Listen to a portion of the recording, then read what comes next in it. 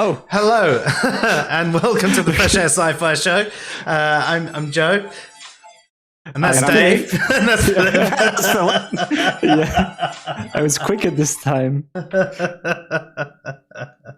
So yeah, if you didn't get that, hello, welcome to the Fresh Air Sci-Fi Show. I'm Joe. I'm Dave. And I'm Philip. And I apologise. I don't know if any of you were watching the mix, but I had a bit of a fuck up. So what I've got is I've got some plugs that have an auto off after 11 hours if they haven't been turned off in that time. And my monitors and turntables and things like that are all plugged in, just in case, like, I'm using them throughout the day and forget to turn them off. So it just makes sure that I'm not wasting electricity. However, they don't seem to go, oh yes, this is actively being used. And I thought I turned it off and on again before the stream. However, unfortunately, I didn't, which basically killed the mix halfway through.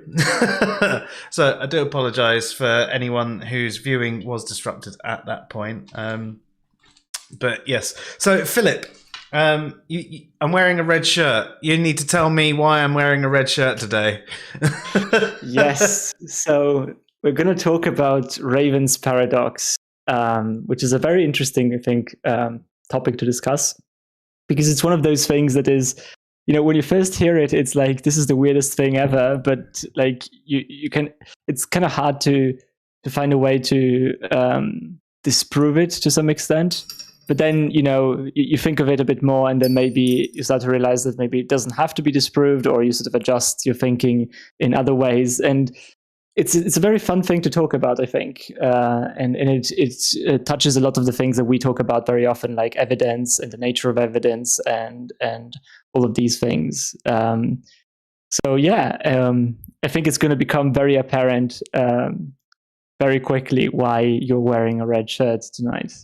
Well, we already know it's because you told me to. Yeah, that too, of course. Yeah. But yes. But, yeah. The actual reason. The actual reason you told me to. Yeah. So do you want me to explain Raven's paradox, what it is and how it works? Yes, but I want you to do it in the style of Edgar Allan Poe. Yeah, don't. I'm just folding immediately. Yeah. Suddenly there came a raven. I don't think I'm capable of doing that, honestly. I'm struggling sometimes to keep up with English, so I don't think I can change stuff around. But yeah, I think I should be able to explain it, at least in plain English, hopefully. So Raven's paradox is a paradox, but at the same time, maybe the first thing to say about it is that it's not really a paradox, right? It's something that is called a paradox, but it's a bit fuzzy if it is a paradox or not, right? And that's because usually paradoxes are things where you accept a set of propositions, right? And then they lead you to sort of a contradictory conclusions, right? You have sort of a scenario where you get P and not P at the end of the day. Yeah, the simplest one to explain what a paradox is the liar's paradox. So why don't you explain the liar's paradox, and then people will know what we're talking about from there. Okay, yeah. So the liar's paradox would be simply the sentence, this sentence is false, right? Because either way, you have a very limited amount of options, and no matter what option you pick, you're gonna get into contradictions, right? In this case. So if the sentence is actually false, then the sentence is true, right? Which means it's not false. Which means it's not false. So it's simultaneously true and false. But if it's true, then what it says is correct, and what it says is that it's false. So it's simultaneously true and false, right? So no matter how you look at it, it's going to lead you to a contradiction, right? So that's a perfect example of a paradox, because you have a scenario that leads you, no matter how you go about it, right? You get to a contradiction. And there are many other paradoxes that work this way, right? Where you accept certain ideas, right? And then it's demonstrated that they get you to contradictions, essentially. Raven's paradox is not like that, right? Raven's paradox doesn't get you to a contradiction, but it gets you to, it's called that because it gets you to very, very unintuitive ideas from very, very, very intuitive ideas, right? So that's why it is a bit, that's why it's called, I guess, a paradox. And it's, a fun one to think about. Paradox. Did you want to say not a paradox? No, it's just. Is that a paradox? I think it's called a veridical paradox because it's a certain type of paradox where it's, like you say, it's not a contradiction. It's just to a counterintuitive idea and an intuitive idea. Okay, so like getting into the gist of it, there are sort of three ideas that Raven's paradox is based on. And they're all very, very likely to be true, at least very intuitive. I would argue that some of them are undeniable if you want to accept logic. So that's why it's very hard to deny these ideas, right? So the first idea is that, let's say, it deals with evidence, right? So let's say that we have a proposition, right? And this proposition has the form like all A's are B's or something like that, right? Of that form. So it's a universal statement that says something universal about a group, right? That a group has trait B, right? So like an example of that would be, I don't know. You could have many. Let's say that you have a box of marbles, right? And you could say all marbles are white, or like all marbles in this box in this context are white, right? That would be something that says something about every single marble in this box, right? So the idea here is that something counts as evidence for this sort of proposition, right? If we have an instance of that, right? So if we have an example of, in this case, a marble that is white, right? That counts at least to some extent as evidence towards the proposition that all marbles are white. Okay, so again, let's imagine that you have a box, right? And you don't know exactly. Let's say that you know that there are 10 marbles in this box, right? You pull one out, it's white, and this counts at least to some extent as evidence towards the proposition that all marbles are white in this box, right? Because you have a sort of an instance that confirms this sort of general statement, right?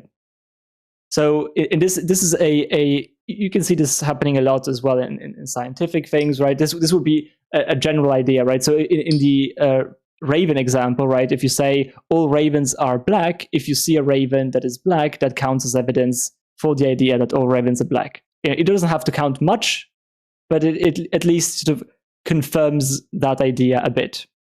Like we've mentioned about evidence before, it's anything that raises or lowers the probability of a conclusion being true or false, I guess. So in that instance, with the ravens, you see one raven and it's black, and that's evidence. You see another raven and that's also black. That's a little bit more evidence. So like with your marbles example, you could pull out a second marble and that's also white. And that makes it more likely that all marbles in the box are white, right? So it's inductive reasoning, basically. Yeah, it's essentially, yeah. It's very close. Actually, I would say undistinguishable. So this is a very well accepted idea. That's what the whole thing is about, is like problems with inductive reasoning. That's how Hempel designed it anyway. Yeah. So sorry to jump in. No, that was perfect. This is the first idea, right? That an instance of something confirms the general proposition, right? The second idea is that if you have two propositions that are equivalent, right? Meaning that one is the same as the other one, but saying things may be slightly different, but it's the same thing, right? What counts for as evidence for one proposition is evidence for the other one as well, right? So in the example, if I say, for example, right, all marbles are white, right? I could say the same thing in a different way, right? I could say that all non-white things are not marbles. I know this is a slightly hard to wrap your head around a bit, right? But it's the same. Like, this is actually why I said at the beginning that some of these are like pretty easy to derive directly from logic, because this, if you imagine, for example, Venn diagrams, it's very easy to see why this is the case, right? Because if you say that, let's say that all marbles that exist are white, right, have this trait of being white, right, then it means that if you see something that is not white, right, it cannot be a marble, right, mm-hmm. because all marbles have to be white, right? That's what I'm saying.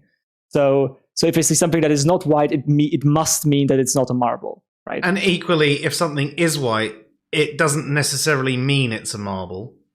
It just that it could be. So all marbles are white, but not all white things are marbles, but all non-white things, are not marbles. Exactly. Yeah. So these would be, and this is actually the third idea that I'm getting right into here, right?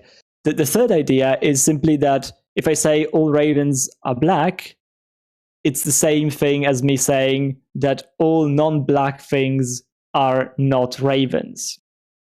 Yeah. It's just applying the same principle that I already explained, but it's basically applying it to ravens, right? So now we have the three ideas that this is based on, right? So we have the idea that an instance of the general statement counts, at least to some extent, as evidence for that general statement. Mm. We have the idea that if we have two hypotheses that are equivalent, what counts as evidence for one counts as evidence for the other one. Mm-hmm.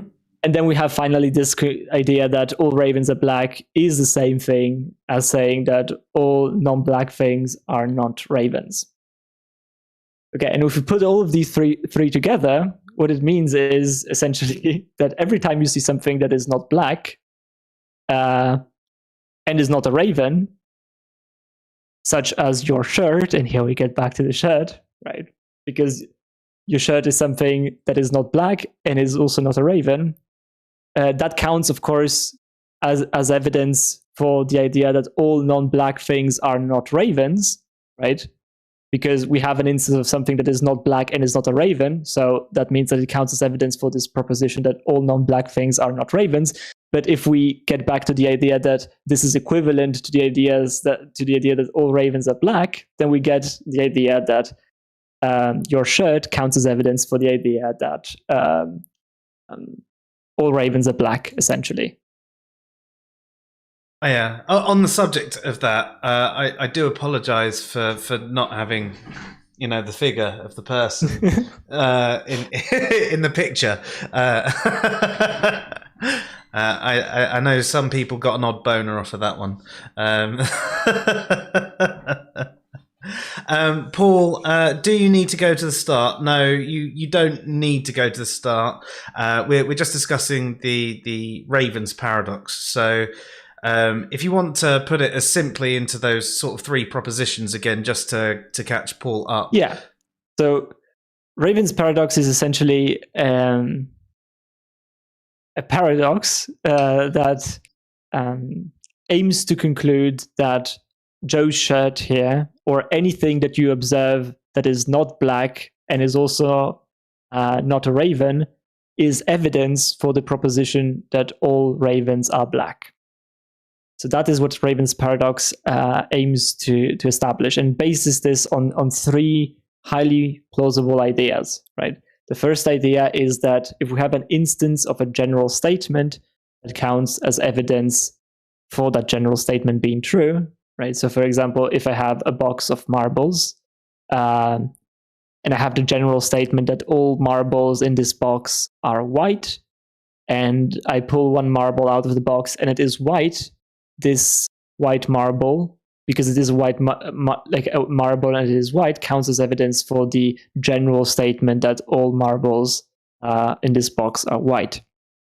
Right? So this is the first idea. The second idea is simply that equivalent proposition, like logically equivalent propositions, if you have two logically equivalent propositions, then what counts as evidence for one counts as evidence for the other one, right? So in the marble example, me saying that all marbles are white is the same as me saying all non-white things are not marbles, or at least are not marbles in this box if you want to contain it to the box.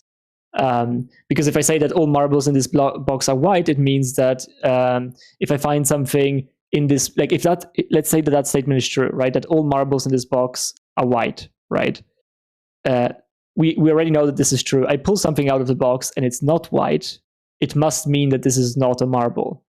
Whatever it is, it's not a marble, right? Because if it's true that all marbles are white, then it means that if I pull something out that is a different color, it cannot be a marble. Otherwise, the first statement that I made would be false, right? So these two statements are equivalent, essentially. Mm-hmm.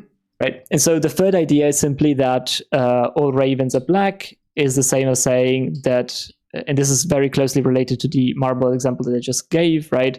Me saying all ravens are black is the same as me saying all non-black things are not ravens, for the same reasons as the marbles example.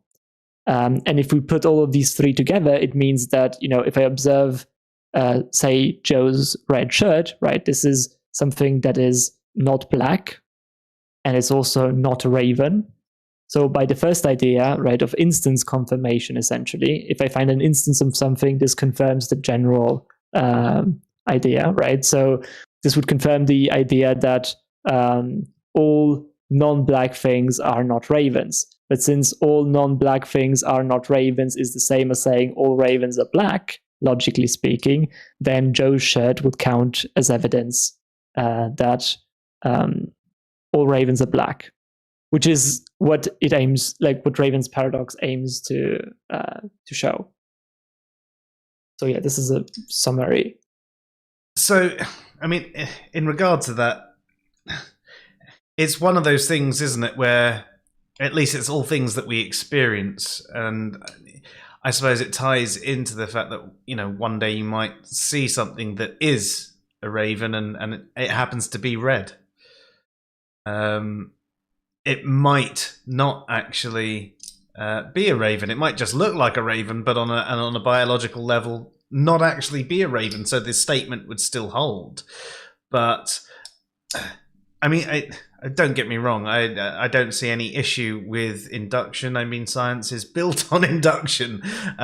It's very rigorous induction, but it does sort of mean that, yes, whilst this is evidence that all ravens are black, it doesn't mean that there couldn't be a non-black raven. Yeah, this is very important to say, right? Like all the paradoxes essentially trying to establish is that your shirt would count as evidence for the idea that all ravens are black. But it doesn't mean that, seeing your shirt must mean that all ravens are black. You can also say that it just counts as very weak evidence, right? Towards the proposition, I guess, that all ravens are black. It doesn't have to be any strong type of evidence, right? But the idea would be that it at least to some extent counts towards the idea, as evidence towards the idea that all ravens are black, which is something that seems highly counterintuitive. Like if you just say it, I don't think it necessarily does seem counterintuitive, because we do. I mean, we're quite empirical beings, so everything we experience adds to evidence of what we believe and what we know. So it. I mean, the way it's phrased might seem a little bit odd, but I get what it's saying, and it has a point. From an inductive point, it doesn't prove that all ravens are black, and I think there is no guarantee there. It's just sort of saying that everything that you see that is not a raven and is not black is raising that probability that all ravens are actually black. Yeah, let me explain why it seems so counterintuitive to some people, right? And to me as well, I must admit, right? And this is sometimes called like the problem of indoor ornithology, right? Because ornithology is the study of birds, right? But technically, what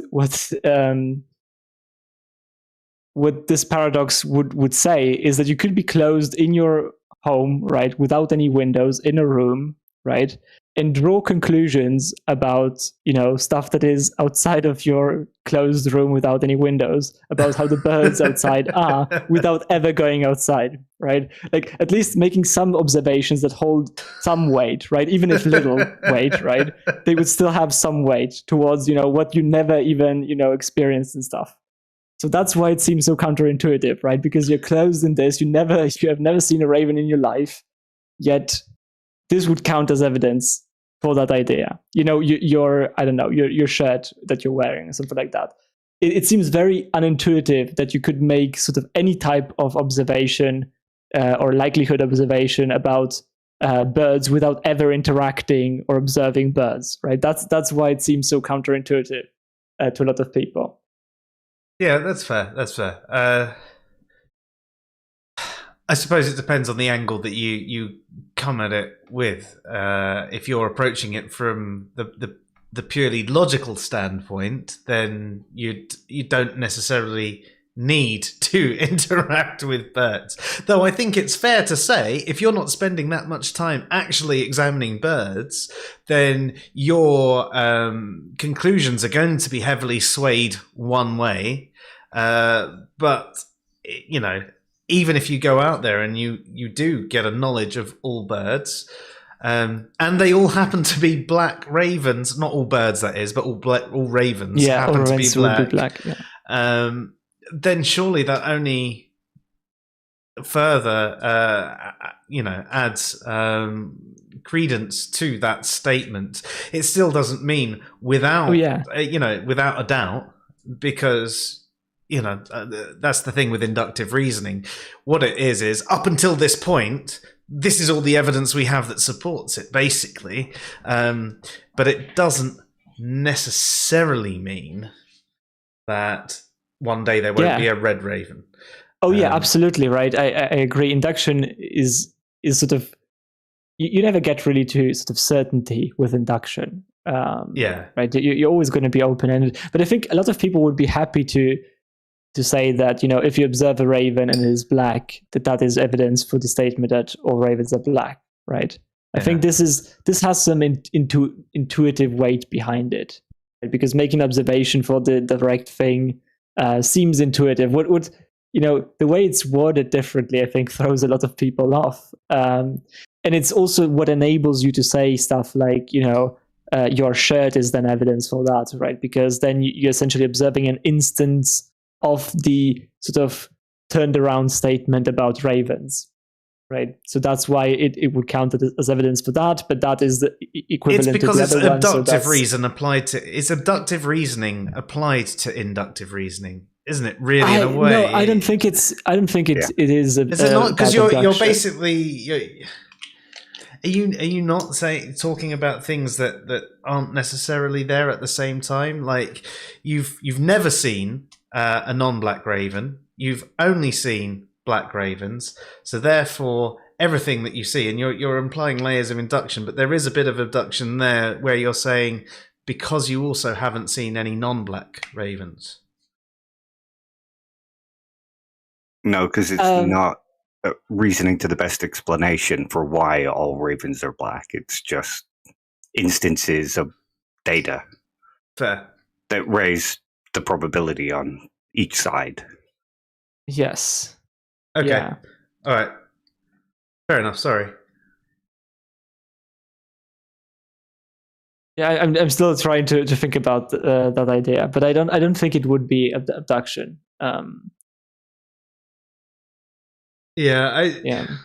I suppose it's you're right. It's not necessarily abduction. It's induction on what's not there, which isn't really abduction exactly. It's we've only seen this, but we also haven't seen this. It's two sides of the same coin rather than actually abductive reasoning.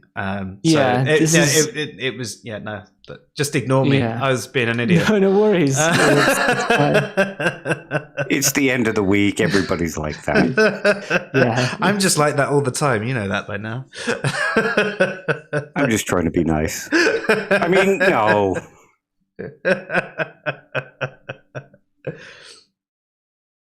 So yeah, Dave, what do you think about, like, what are your views on Raven's paradox? I think it's really good, and it's got, like you say, it's got that sort of counterintuitive power. But when you actually stop and think about it, it's correct. It might not raise the probability of all ravens being black by very much, because there's billions upon billions of things that aren't black and aren't ravens. But it does actually support the claim that if something isn't black, it's not a raven, and that all ravens are black. But like you said, there's some... And he's gone. Okay, almost. I can still hear you. Oh, yeah, but you're back. You're back. Yeah, you're back now. It seems a bit off to say that you can learn about what a bird looks like by looking in your fridge or making a cup of tea. Yeah, that's the unintuitive part. Yeah. And an interesting thing is that in science, like, you're looking for falsification. So if you were a scientist and somebody said, I have a black thing behind my back, do you want to see if it's a raven?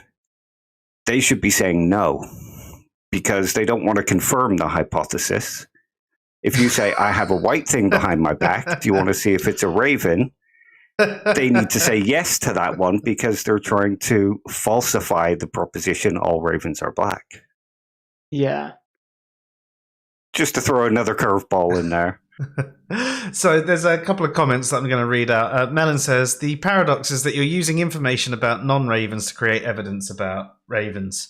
That's a very fair way. It allows even more absurd claims, though. So if you've never seen a raven, you could use this logic to claim ravens are pink or any color. Yes, or you could use it for something else as well, along those lines. But Icarus says that he can disprove the Raven's paradox in one sentence, and that's albino ravens exist. Now, here comes the question. Just because albino ravens exist, even though they appear not black, are they still technically black? No, I don't think they are. Like, I think.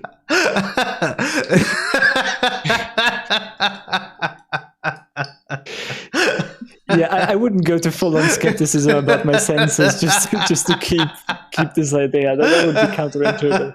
But like, I think what that disproves, what an albino raven existing does is disproving the sentence that all ravens are black. Essentially, that's what it does. But it wouldn't disprove necessarily Raven's paradox, because Raven's paradox is about what counts as evidence. And that would still be true, right? That would still be true regardless, even though we know that in this particular example, all ravens are black is false, right? But you could make any kind of sort of counter example and plug whatever you want in there. You could always add in something like, with the exception of albino ravens, all ravens are black. You could add in an additional parameter, but as you say, you could turn it. I mean, if it was a case of, let's say a car make, let's say Ferraris, they only produce red cars, right? I know they don't, but let's just say they did, because I mean that was their big color, the old Ferrari F40 and all of that, and in the F1 they're all red, and right. So let's just say all Ferraris are red. Now I know that we could again say, well, they're not, because they've changed their colors, but if there was a manufacturer that did only produce red cars, then any car that wasn't red, you would instantly know it's not that particular manufacturer producing that car. Yeah, that's essentially the equivalence there being drawn. I think one of the things that was already pointed out in chat, and I think this is very helpful, is this idea that this logic essentially applies to, you could apply it for any color or any type of trait you wanted, right? Even for colors that are not black. So I think this is a very interesting. This is why I don't think that Raven's paradox is actually that big of a deal, because even though, at least the way I see evidence, right? You always look at evidence compared to something else, right? It's a comparative assessment, essentially. And sometimes you just do, is this particular information evidence for A over not A, right? So you're comparing the proposition with the negation of that proposition, and sometimes you compare different propositions altogether, right? Different hypotheses. But of course, if you're comparing with the negation... 2 seconds. Sorry, carry on there, Philip. Just that if you're comparing with the negation, right, that negation is true if any other hypothesis that is not the original one, or any other hypothesis that would entail that the original one is false, is sort of true, right? So in a way, you could say that even if you're comparing A with the negation of A, right, if you find another hypothesis that would entail that the negation of A is true, then you can compare with that hypothesis instead of just directly with not A in this case, right? Because sometimes it's very hard, right? Because sometimes it's very easy to see if you're just doing this assessment, right? Let's say I hear something rumble in my attic, right? And I say, oh, gremlins did it, right? Or something like that. I could say that, this rumbling in my attic is better explained by the hypothesis the gremlins did it than that not that gremlins did it, right? The negation of gremlins did it, essentially, right? That seems very, very easy to say, right? Because you're just having something that is offered as an explanation versus negating that explanation. But what is sometimes actually you should think about this, right? When you're negating that explanation, it's not that you're saying that there is nothing that explains this, right? Because that's sometimes the trap that you fall into, right? Because you say, oh, either gremlins did it or not gremlins did it, right? But what it means that not gremlins did it is essentially all other possible explanations for that rumbling are sort of on that other side of the equation of not gremlins did it, right? So of course, if you're not offering any other explanation, it's going to seem that the original explanation of gremlins did it is more likely, right? But if you actually start to think about what other things could be the cause of this on the side of not gremlins did it, essentially, then sometimes you're going to see that things turn out quite differently, right? Because on the side of not gremlins did it, it could be the wind or something like that, right? And all of a sudden, if you compare, gremlins did it versus wind did it, right? The things don't seem to fall in favor of gremlins did it so much anymore, right? Because you have something else that seems to explain that data very well, right? But when you're just saying this versus the negation, it's sometimes very hard to see what the negation means, right? Because you're not directly providing any explanation, right? But the wind did it would be on the side of not gremlins did it, essentially, right? And I think all of us would say that that's the more rational explanation as well. Yeah, I would say that the wind did it better explains the rumbling than gremlins did it for a number of reasons, right? So in that case, it would win over. So, but that would mean that not gremlins did it is more likely, right? The rumbling in the attic could be actually sort of favoring that side of the coin, right? Because there is something within that realm, I guess, that would explain it better. So the same would apply to Raven's paradox, right? Because it's very easy to see, the two sides of the coin, I guess, of something being black or not being black, right? But when you actually find other scenarios, right, where you could say even something like, all ravens are red is the same as all non-red things are not ravens, right? And then you have another sort of setup that you have here, and then you can observe around your room for things that are not red, right? And that would count as evidence that all ravens are red, right? For the same reason as the Raven's paradox for black, right? Mm-hmm. But of course, if all ravens are red, they cannot be. It cannot be the case that all ravens are black, right? So these two contradict each other. They're directly contradictory, right? One entails the falsehood of the other, right?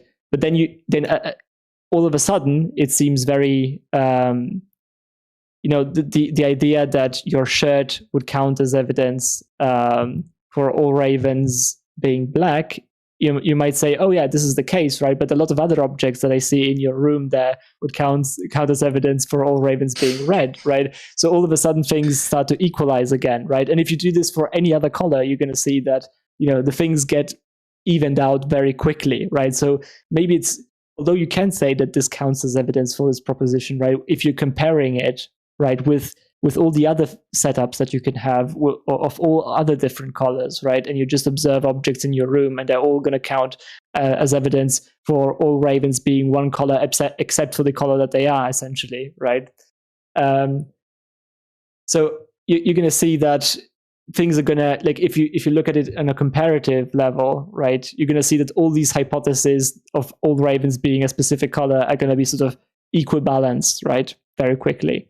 And that means that you cannot lend more credence to the idea that all ravens are black versus the idea that all ravens are red or any other sort of these. And since they contradict each other, they all sort of level out each other.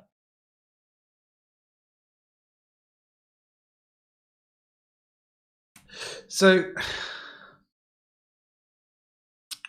whilst I mean, taking it back a little bit, I sort of accept the basic premises of it, in the realms of how it works with inductive reasoning, and I would agree that all of these things sort of raise the probability of the original proposition being true, like all the non-black things and all the non-raven things. And I understand why certain bits seem non-intuitive, and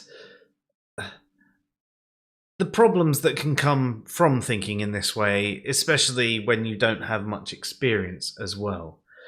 And I think that can be a big issue with general inductive reasoning as well. Like, going back to your example about the gremlin in the room, I mean, we could make it a little bit more realistic, right? So, you live in a part of the world where there's a high chance that there are Italians around you. So if someone knocks at your door, they're either Italian or non-Italian. Now, not all non-Italians are necessarily Brits, for example, right? Yeah, okay. So I did have a point, but I lost it halfway through. So I'm just trying to wing it here. It happens a lot with this type of stuff. It does. So obviously the likelihood in your area, you could say chances are if there's a genuine knock at the door. Okay, so all door knockers are Italians would be sort of, if you want to really phrase it the same the same way, right? So that would be equivalent to, so if I say all door knockers are Italians, that means that all non-Italians are not door knockers. Yeah, right.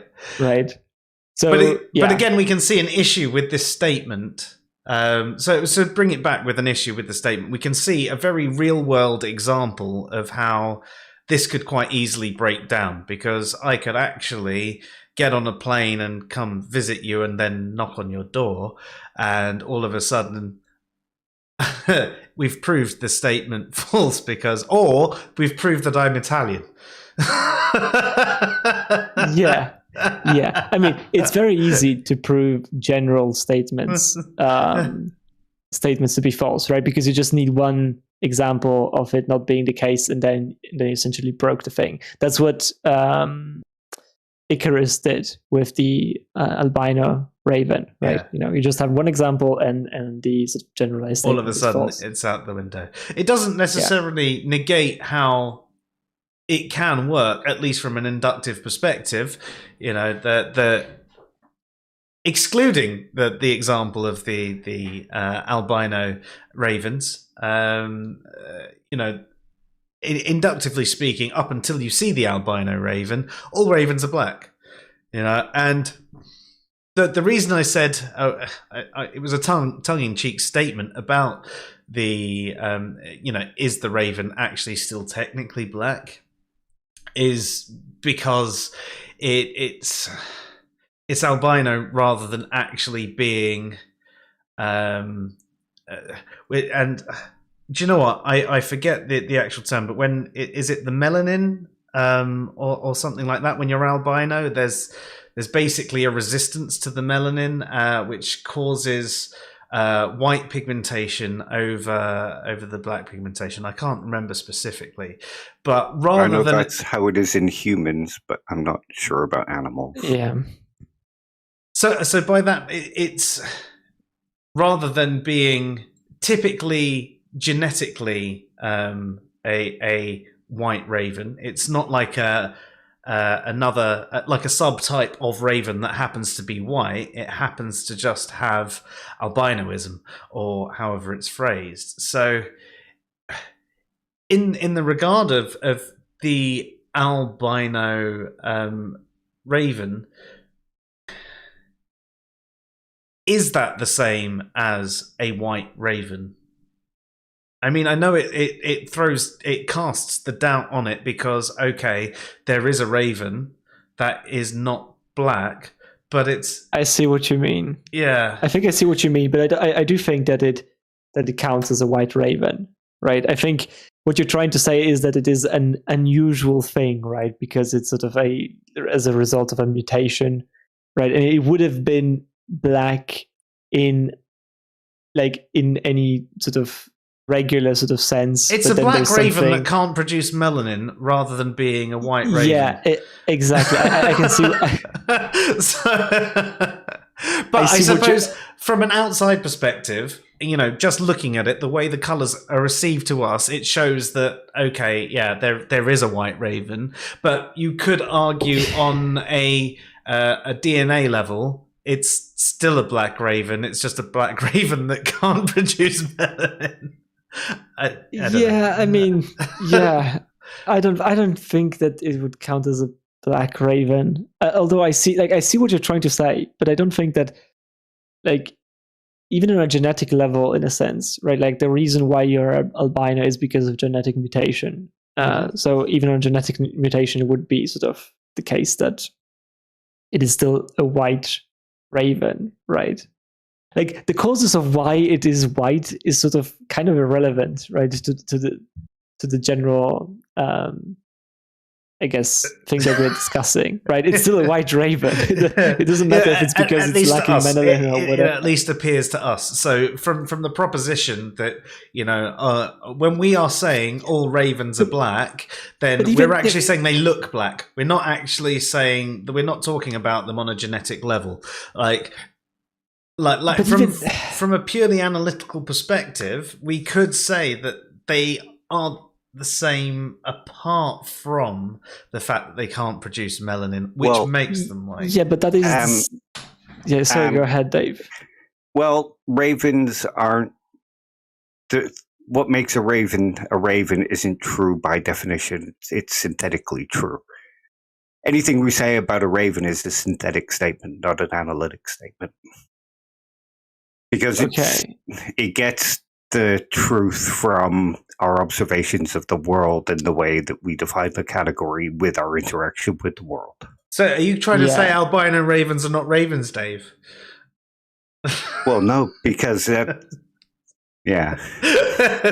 I'm just being silly. But I don't think it's about observation, though, right? Because it's not just me saying that I observe it. Like, even if you define color as just, what wavelength the light it bounces off is, right, essentially, then it would still be a white raven, right? Even outside of any observation, it would still be a white raven if you want to see color that way. And even at the genetic level, you could say that it's a white raven because it has the genes that make it so that it doesn't I don't know if it's I doubt it is, but whatever the causes of it not having or not being black is still genetic, right? And so even at the genetic level, it would be white, right? You could always just reduce it to the causes, right? Like even blackness, you could reduce it to the causes, right? You could say, oh, but is it really black, or is it just the genes that make it black? At the end of the day, what counts, I think, is not really necessarily the observation, but what wavelength, I guess, the feathers bounce off, essentially. But then the question becomes then, if I paint a raven white, is it a white raven? But there's Kimmo actually says there are actually white ravens that are not albinos. They just had reduced melanin levels, so they do have melanin, but they're not albino. So, in fact, not only are there albino ravens, there are actually... So I mean, the statement's wrong regardless of how many hairs you want to split on this one. Yeah. Icarus. The raven is not white, it just lacks blackness. It's an A-black raven. That is correct. Yeah, no, there's nothing. Yes. Well, I mean, that's all whiteness is, really, isn't it? It's just a lack of melanin. How much do you lack? Yeah, it's the lack of any other color, essentially. So I think. Sorry, I was just going to say, I think the thing to remember here is that we're conducting a thought experiment. So it's not about trying to prove and disprove any of the premises. It's you accept those premises as true so you can explore what is being brought out. Yeah, which does make a lot of sense for it. And I do understand it. From an inductive point and from the way you look at things, I think that there's a certain intuitiveness from it that I would never say that you're fully justified in inductive reasoning, not fully justified, but I think you can be fairly justified using inductive reasoning to come to conclusions, especially about the world around you. And I understand how the statements, if we were to assume that we hadn't seen the chat about all the different color ravens that you could have and the different reasons, forgetting that, like, going with the fact that ravens are black, all ravens are black, right? And that it makes sense that anything that is not black is then clearly not a raven, especially if it is also not a bird and not raven shaped, and so on and so forth. So it makes a lot of sense. It's just one of those things. It's inductive reasoning is far from perfect, and without some serious rigor like you get within science, it's hard to be at least somewhat certain. And even in science, that's why they never really prove anything absolutely true. It's why it's always, this hasn't been shown to be false yet. We have done this experiment X number of times in X number of ways and so on and so forth. And so far, every time we've done it, this has been our conclusion. So at the moment, we think of this as not false. And obviously, not false, logically speaking, is true. But when you're thinking about it in a more fallibilistic way, it's just like, it's most likely true. Yeah, I mean, it depends on what if you're talking about sort of an epistemic perspective or an ontological sort of perspective, right? Because not false is true ontologically speaking, right? There are the only two options, at least in classical logic. But from an epistemic perspective, of course, there's more like credences that you. So not thinking that it's true doesn't necessarily mean that you think it's false. It could also be that you just don't sort of have any preference on the matter.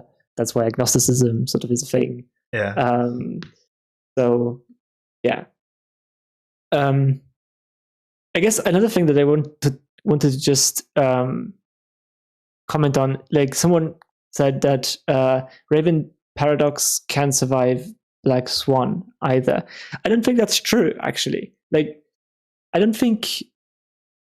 Like, I think there is a misunderstanding maybe being drawn, and it happens sometimes, about Raven's paradox, right? It's not really about trying to say that all ravens are black, right? To try to, I guess, confirm that all ravens are black, or sort of any general statement that you can put in its place, or even all swans are black. Yeah, or even all swans are black, or right? all swans are white. Yeah, what it is essentially saying is merely the fact that a I guess if you're saying all swans are white in this case, right? You have to invert the things, right? It would be all swans are non-white. So any object that is not white and is not a swan would count as evidence for the proposition that all swans are white, right? But this is what Raven's paradox is saying essentially, is that this observation that you're making about a non-white thing that is not a swan counts as evidence for the proposition that all swans are white. It's not saying that all swans are white, right? It's not asserting, or it's not even saying that because we have made many of these observations means that it's impossible that we're not going to see a black swan or something like that, right? It is merely an observation about what lends credence essentially towards the proposition. It raises right? the what credence of the conclusion. What counts as evidence for a proposition. It is making observations in that realm. It doesn't make any it doesn't have any commitments on how much of a credence it is. It just sort of plays with this idea that it has like some impact towards that idea, right? Yeah. So that's what Raven paradox. It's a bit different to the whole black swan thing. So the black swan thing is just pointing out a distinct issue with induction, and it's just saying just because you've seen all swans are white up until now doesn't mean that you're not going to see a black swan. Now some people call it the black swan fallacy. It's not really a fallacy. It's just a take on inductive reasoning. It's trying to point out that you can't use induction as your for certainty. You can't use induction for certainty. And what the Raven's paradox is doing is basically saying you can use induction to raise the probability of something to be true. And it does make sense. But again, it's not necessarily saying that this is the case, right? This is 100% right. My red shirt, there you go. It proves all ravens are black. It's not saying that. It's just going and saying that, well, this is not a raven and this is not black, and therefore it's just every little thing that you can add to adds a little bit of credence to the original statement. Now, when it comes down to the real world, people have given examples of the non-black ravens. That's fine, right? And it's shown that this is not perfect, and I don't think it intends to be. But I mean, this is empiricism, really. All of our observations and experiences. I mean, that is essentially empirical evidence. I know some people think about it one step further as pure scientific evidence, but the way we operate in this world is in an empirical nature. It's all of the experiences that we have. You could make a statement about the UK buses and say they're always at least 5 minutes late. From induction, that doesn't mean that, you know what, one day it might actually turn up on time. But, you know, I have empirical evidence, you know, my experience of every time I've gone to this particular bus stop, it has been late. And that's inductive reasoning. Okay, that's closer to the black swan side of things rather than the Raven's paradox side of things. But it's just saying that we use our experiences every single day to justify our thoughts, our beliefs. And there's nothing inherently wrong with doing that, because more often than not, our experience in these sort of things, especially if they're repetitious experiences, do raise the probability of these conclusions actually being true. The point to remember in this regard is, if all you've got is inductive reasoning, then there is a chance that it is not always going to be the case. So even if your bus is always 5 minutes late, you shouldn't turn up, you know, 4 minutes later than the actual bus time is going to be, because it could still appear on time once and you'd miss it. Yes. But then I think, like, I also want to point out something that perhaps I already did, but I really want to stress this for a second, right? It's not that this shows somehow that induction is flawed. Like, induction is flawed, I guess you could say, in the sense that if you misuse it, right? If you're trying to get more out of it than you're supposed to, right? To some extent. But like, setting that aside, right? It's not even in that it's not even that Raven's paradox says something about induction being flawed in that sense, even, right? Because as I explained before, right, at the end of the day, you could say that this raises the probability of the proposition that all ravens are black, right? But when you're talking about induction, proper induction, it's about not necessarily just looking at something, oh, and this raises the probability of that, and that therefore it counts as evidence for that, right? Like, yes, you could say that, but at the end of the day, when you're considering evidence, what you have to consider is, does anything stand out, right? Does anything have more credence assigned to it than any other sort of competing hypothesis on the table, right? That's when you're starting to think about evidence, right? Because you're starting to think about evidence in the sense of, how does it compare to all of these other possibilities, right? And in that sense, Raven's paradox doesn't even have that big of an impact, right? Because as we said before, you can construct Raven's paradox for any color that you have, right?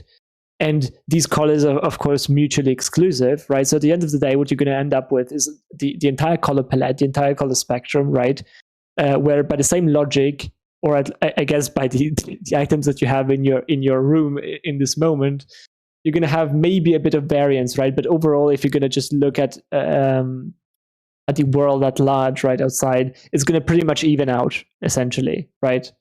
So you're gonna see just a spectrum of favoring one over the other that is going to be equal sitting for all of these ideas that are mutually contradictory. So at the end of the day, it shouldn't even, make you say that, oh yeah, this is more likely that if I wear a red shirt, it's more likely now that all ravens are black, right? Because yeah, sure, you could say that in a very sort of a strict sense if you look at only that proposition, right?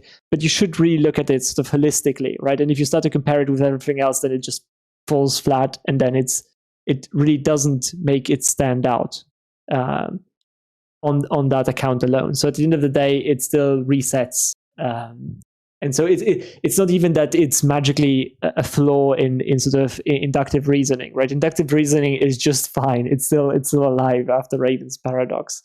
It's just sort of a weird, fun thing to think about when you think about evidence. And I think it teaches you about, how to think inductively as well. So that's why I quite enjoyed Raven's paradox. Yeah, I'd say how to think inductively and how to think about evidence instead of a very purist, testable, repeatable type manner. Guys, are you okay if we take a 2-minute break? Luke made me drink beer today. And we'll come back to some comments. I can see some questions in the chat, which I will answer, but I just need 2 minutes and I'll be right back. Thank you for waiting. Anyone who did, anyone who didn't wait, well, You made me sad, Brina.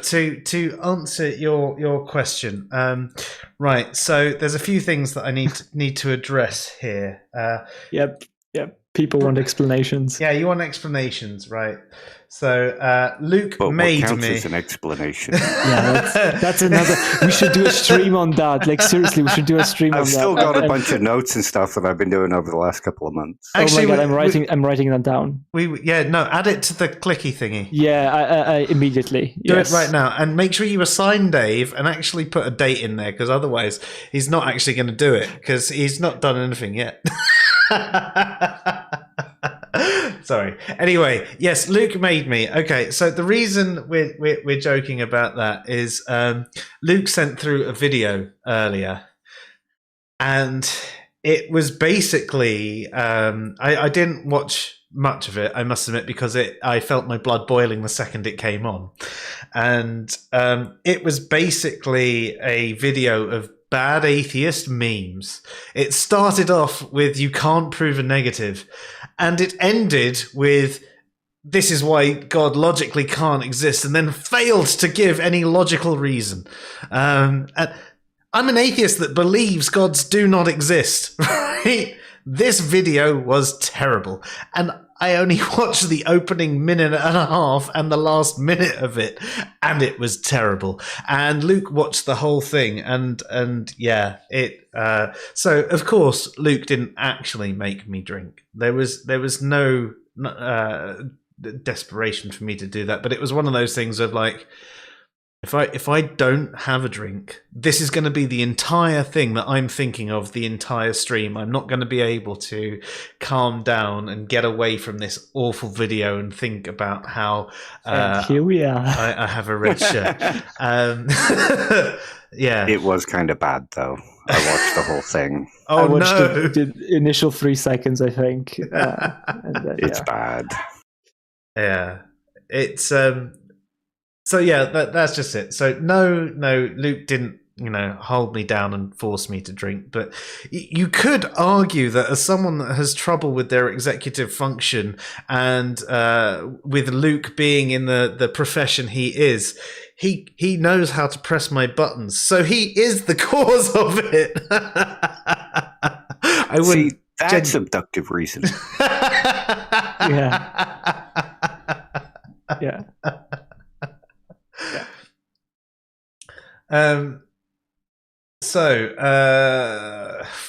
Right, coming back to the chat though, there's a few things that we need to bring up. So Martin, hey Martin, how are you doing? He says, isn't the point that by adding more qualifiers, you can effectively narrow down a raven from all other kinds of black objects, such as fake ravens? Yes, you can do that. But I don't see how this strictly relates to the Raven's paradox, I guess. Wait a minute, where's the... okay, isn't the point of adding more qualifiers? I don't know if that's the point of Raven's paradox, but you can definitely do that, right? Like that's the thing that you can... Yeah. So I think it's a function, but not the point.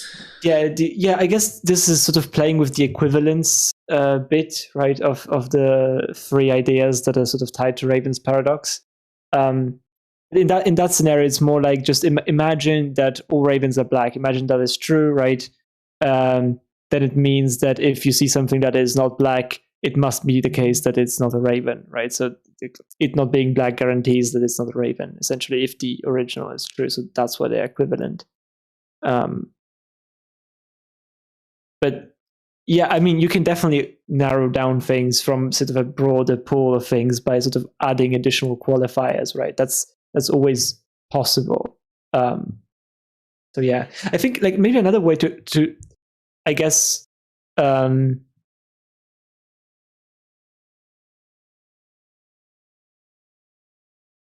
No, maybe that's I just sort of came up with something, because like one way that I sort of pictured Raven's paradox at the beginning, but I'm not exactly sure if it's accurate, right? Is So when you observe something, like maybe you should think of it mathematically to some extent, right?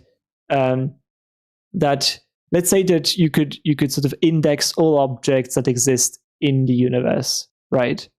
Then essentially observing things that are not ravens and are not black, right, is narrowing that pool, right, further and further, right? You're essentially, narrowing the pool where ravens are, essentially, right? So maybe like the way I sort of initially pictured it was like have a very little pool, right? Let's imagine that you have a magic box, right? And you know that there is one raven in there that is black, right? And let's say that there are in total 5 objects there, right? You pull one object and you see that it is not black and it's not a raven. Does that raise the probability that all ravens are black? Yes, right? Because you know that there are 5 objects in the box, right? You know that there is at least one raven that is black, right? So removing one of these you're now left with 4, right? But that means that there are now only 3 things that can be sort of non-black ravens, essentially, right? So the more things that you're removing out of that makes it more likely that the only thing that remain in that pool are ravens that are black, essentially, right? So that's like another way that you maybe can picture this, although it's not exactly precisely the same thing, right? Because technically Raven's paradox, even if you don't know that there is a raven that is black in the box, you would still be able to say that, observing your shirt is evidence for the idea that all ravens are black. So it's a bit different, right? But maybe it's just a different way to think about, why it would count as evidence, right? Even though it seems counterintuitive.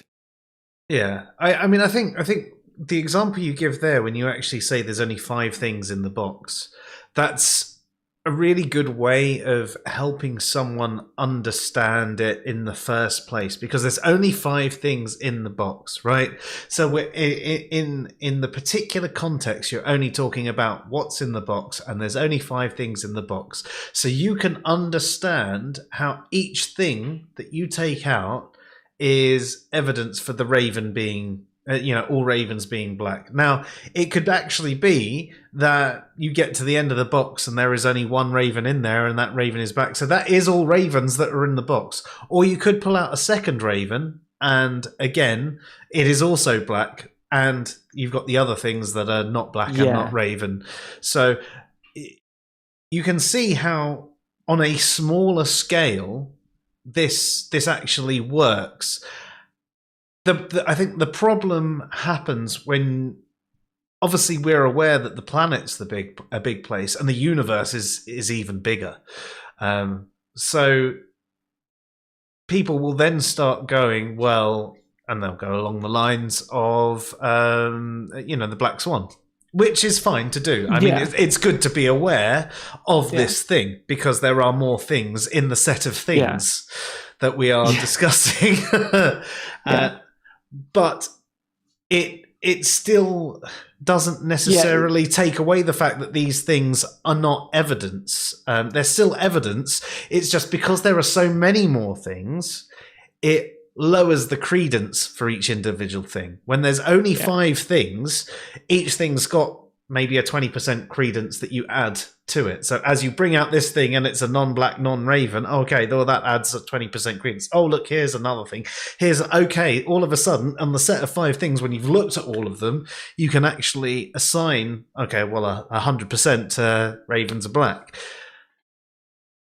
But because the world is a much bigger place, all of a sudden, we're talking about points of percentages. We're not even talking about percentages. We're talking about points of percentages of all things. They're still evidence. It's just, and I mean, you made this point earlier, Philip, it's not just necessarily good evidence or strong evidence or convincing evidence, but a lot of small bits of evidence do count as a bit of stronger evidence. It still might not be strong, but lots and lots and lots and lots of weak evidence against no evidence to the contrary is still evidence to that proposition. Yeah, but I think that's why I'm not sure if that example is is really good, right? Because I tend to say that, for example, you know that at least one raven is black, right? In that example, that's what I said. So eliminating the other objects, right? Pulling out an object that is not a raven, not black, and not a raven. That you can see that eliminating these objects, just intuitively, it makes sense to say that, oh well, because I know that at least one is black.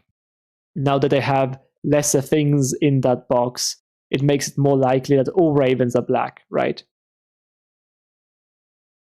Because I've seen multiple things now, and I know the number of items in the box, right? But maybe this is why maybe this is where the things that I said earlier come in as well, right? Because you could, if you don't know this thing about at least one raven being black in the box, then you cannot really make this observation, right? Let's say that there's one raven, right, in the box, but then pulling out items that are not black and not ravens, right? You could say that it lends credence to the idea that all ravens are black, but then so is pulling out a non-red thing, right, that is not a raven.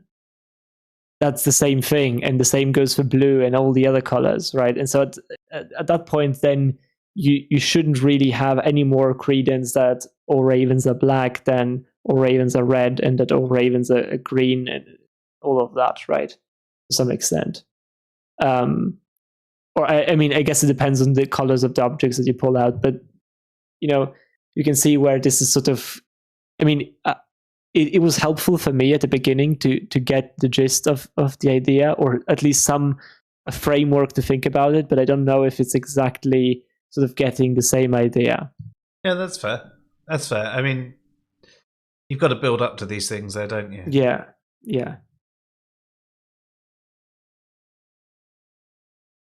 Another thing that I think Dave mentioned in we discussed briefly during the be right back moment, right? Like what the purpose of Raven's paradox is. And I think you mentioned it being sort of there to make you think about what actually should make you, like, what is useful sort of credence lending observation, right? Like when does it become useful, right? Because you could make a lot of observations about stuff as the ones that we just made, right? But is it really useful is the question, right? Is it useful to start to think about whether or not this makes it more likely that this is the case or not? And I think Raven's paradox helps you sort of think about these types of issues, and I think that's where it sort of works best. I don't know if you would agree. What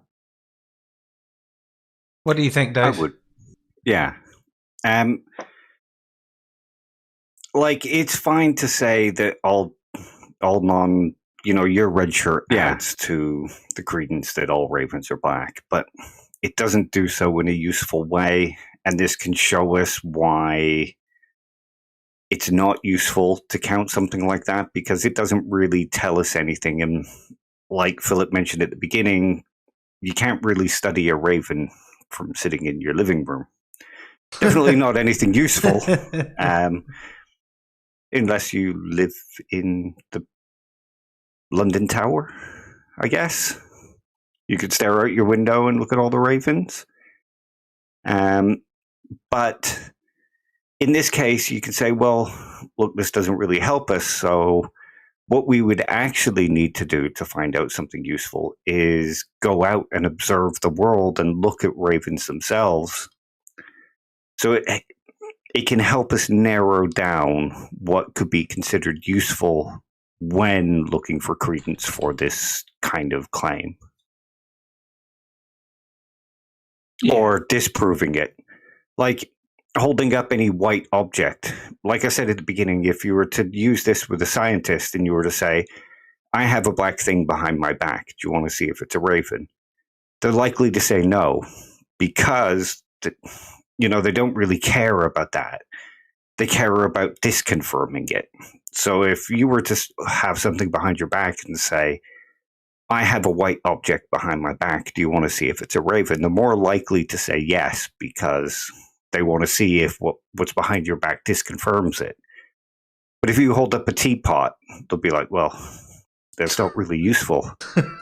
Because they want to see if it's a raven itself, because that's the useful part of the disconfirmation. Does that make sense? Yeah, it does.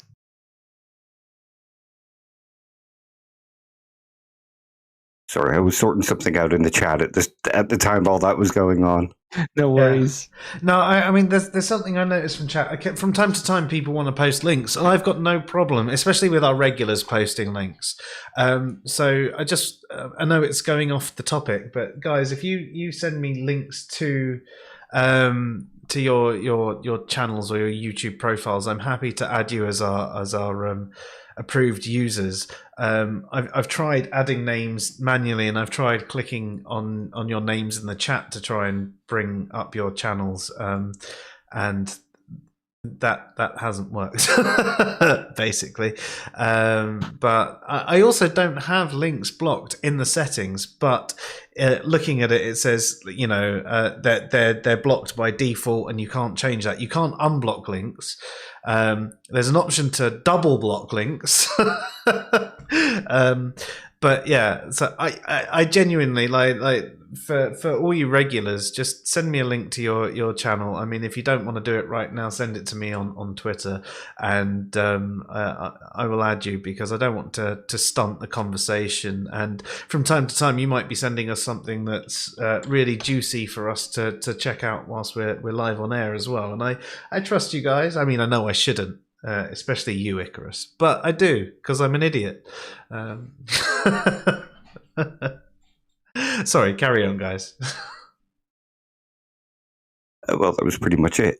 But I think when it comes to looking at the probability of whether something is true, we need to be very specific about what we think counts as evidence. And this is what me and Philip were chatting about. And it was kind of interesting, and I don't really have much of an answer to it because I'm not looked into it enough. But at what point does something start counting as evidence? Is it when it's been equalized? Is it just because it somehow raises a probability or lowers a probability? Yeah, it's something that I'm probably going to be thinking about for a week now. Thank you, Philip. Yeah, no, I mean, at the end of the day, this is sort of a semantic debate, right? Because it is about sort of figuring out what you mean when you say evidence. But like the way I tend to use, like the way I define evidence oftentimes, right, is sort of a piece of evidence E counts for evidence for sort of the hypothesis A over the hypothesis B, if it's more expected, if it's more likely given A than given B, right? But I always sort of use it in this comparative framework, right? So I think actually it is, to me, if I think about it, an observation after you've equalized everything, right? To me, evidence starts to make sense as a term when you actually look at the equalization being made, right? Because if you just say, oh well, yes, Joe's shirt counts as evidence for all ravens being black, but so does so that same shirt can count as evidence for like pretty much all other colors as well, right? Except for red, I suppose. Then the thing is not as useful anymore, right? Because then you can see that there are other hypotheses for which the shirt provides the same amount of evidence, the same amount of not evidence, right? No, the same amount of sort of credence raising, I guess, observation. Like it provides the same amount of likelihood increase, right? But it provides the likelihood increase in the same amount for hypotheses that are mutually exclusive, right? And at that point, is it really evidence for one over the other, right? I would say no, it's definitely not evidence for one over the other if there is like if the negation of the hypothesis can be just as well justified for with the red shirt as the affirmative, essentially, right? So for me, I think evidence is about observations after you sort of equalize these observations. Then you can start to talk about evidence, I think. But I'll have to think about it a bit more, I think. Yeah. I mean, there is the idea that, like I see a lot of atheists saying, where something only counts as evidence if it points towards one conclusion in particular, which I don't sort of agree with. But if it counts equally for all claims being made about something, then yes, it raises the credence, but it doesn't make any one of them more probable. Exactly, right? Like, yes, it's true that it raises the credibility of them, right? You cannot say that it doesn't, but at the same time, it's completely useless, right? Because it does so for all of them in the same amount, right? Even mutually exclusive ideas, right? So at that point, is it useful? No, it really isn't, right? And so right. So I mean, let's think about this in a more simplistic manner, then, right? Let's think about okay, if we use a scientific framework, even though it's not necessarily tied down to scientific evidence, right? Where let's just say you've got your null hypothesis and 5 hypotheses. Right. So what you're saying there is if something raises the probability of all of the 5 hypotheses being true, it has a credence for all of them, but actually it has added nothing to your experimentation, because it's just moved that line from here to there, but the line is equal. Yeah. So what we would say is something is evidence in the sense that if it raised it for 4, but not one of them, that could count as evidence, because actually it's showing this conclusion is less likely. Yeah. So even though there are 4 that it's moved up, and it still hasn't really helped us differentiate between these 4, it's sort of started to knock one out of the running. Now, there might be something else that raises this one back up, but that's, I mean, completely another ball game. But I think what you say there is right. There is the credence thing, which is a big part of evidence, but it's not the only thing. It's got to, at least with all the possible outcomes, make one of them less likely. Yeah. Use it in like an eliminativist way. Yeah. Yeah, I think that's very important, because like I see this from theists as well a lot, right? Like, because it's very easy to say, and I think this is an observation that I made like to some extent earlier, but maybe I haven't like fully emphasized enough, I guess, right? Like when you say that, oh yeah, this is evidence for God's existence, right? Because it's more expected if God exists than if God doesn't exist, right? But like sometimes this is misleading, right? Like I really think that's because of course your hypothesis, whatever the hypothesis is going to be, is going to have some explanatory value, right? And when you negate that hypothesis, the negation of a hypothesis by itself is not explanatory of anything, right? Like you would have to do the work to try to figure out what what could offer this explanatory power on the negation of that hypothesis, right? Could there be another hypothesis that exists in the in the side of the negation of the hypothesis that is being presented originally, right? That does have the same explanatory power or an increased explanatory power, right? Because then you're talking, right? Then that's an interesting thing. And if there's actually nothing in this poll, then you're right. Then that it does offer evidence for theism or over, I guess, atheism in this case, right? Because there is no other competing thing in this poll that could offer the same level of explanation for an observation or something like that. But it's like you have to be careful when you do this, and on the flip side as well, right? On naturalism as well, right? Because you can very easily say, oh yeah, this is better explained on naturalism than non-naturalism, right? But then what does it mean, non-naturalism, right? Like, what exactly is, there are many other sort of alternatives that could be there, right? Yeah. And then you have to ask, then you basically have to say that all of them are not providing as good an explanation as naturalism, and then you could make that claim. Then back to your earlier point sense as well about the non-gremlins, aren't you? That's pretty much what I'm repeating now. I guess I'm just trying to emphasize this. And to be honest, I think you did it in a more relatable way with that one. I'm just tying it back into anyone who was watching and was like, that's what the gremlins point was. Because I think most people who are watching will go, well, gremlins don't exist, so they might not have necessarily, tied it in that way. But when you're thinking about naturalism, I'd say that whether they'd necessarily identify it that way or not, I think quite a lot of our viewers would possibly fall into that category of naturalists, or maybe even more restrictive, some form of reductive physicalism type. So it makes sense phrasing it in that way. It's more relatable. I think that's the way to do it. Sort of give a more relatable example to people. But this actually, now that I think about this, I see it even more, right? Like, you see apologists like Frank Turek, right, with the moral argument. This happens all the time, right? They're going to say something like, oh yeah, right, like objective morality is evidence for theism, right, because it's more expected if God exists, or something like that, right? Because on the other side, right, there is just atoms bumping into each other, right? Like, there is no objective anything, right?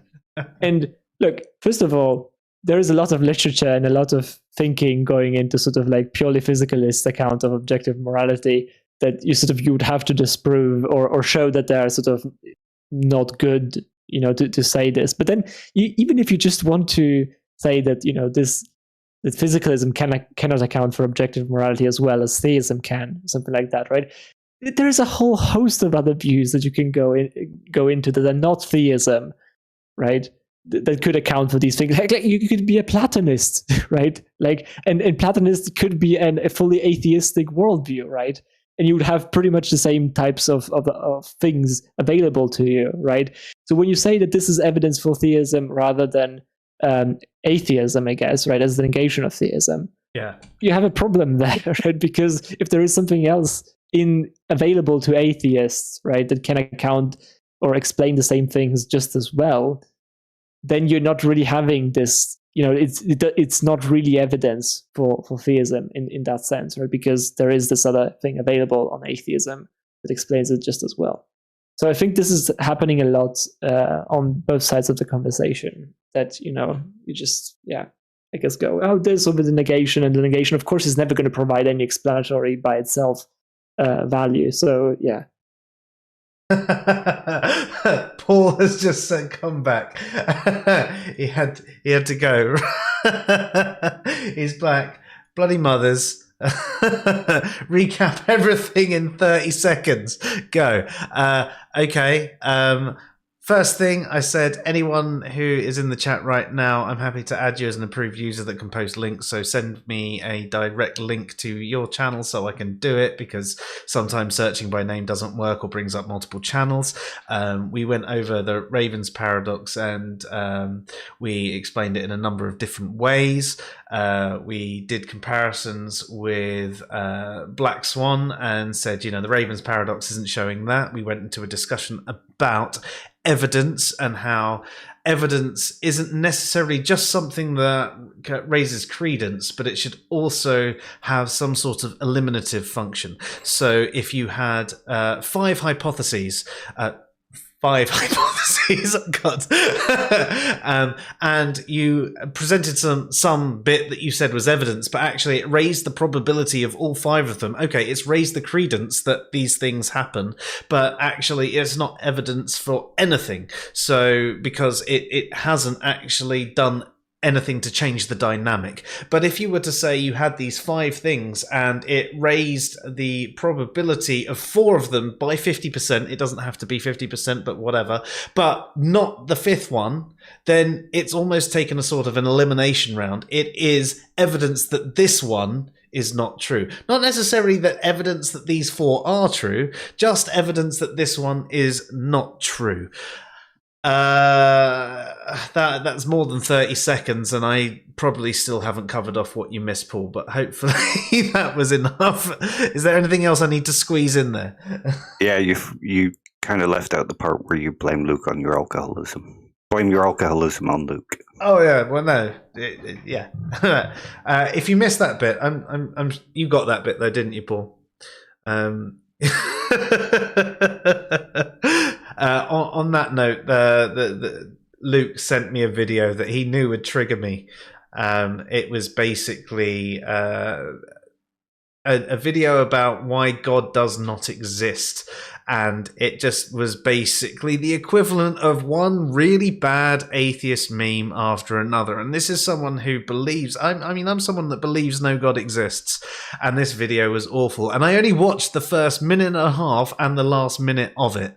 But yes, so it's all on Luke for the reason that I have no control over my own imbibement of alcohol. And do you know what? That's all Philip's fault. Because if there was no Philip, there'd be no Luke somehow. Is it true? Like, I don't think it is. No. The two of you appeared separately originally. You know. That's what I thought. But it's still your fault. Yeah, it is. Somehow it is, definitely. You allowed him to keep talking in the chat.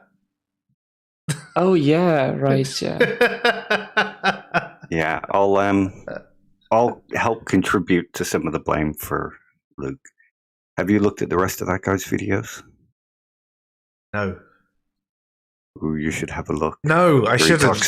No, I shouldn't. He talks about how Ricky Gervais makes some of the greatest arguments for atheism. Oh God! Oh yes. Yeah. I think I have to. I mean, to be honest, I think we have. Luke actually presented it as a goldmine, and on days where we don't actually have anything to chat about because we haven't had the time to prepare, this guy's channel's probably going to be something that we go, and this is bad because. Remember that Islamic channel where the guy made those refutations for atheism? This is like the atheist equivalent. Oh. Only not quite as bad. Yeah, fair. So, I mean, to be honest, that first video that we watched of that Islamic one, it was okay. Yeah, it was interesting. It was a different take. And then the second one was like the non-kalam kalam.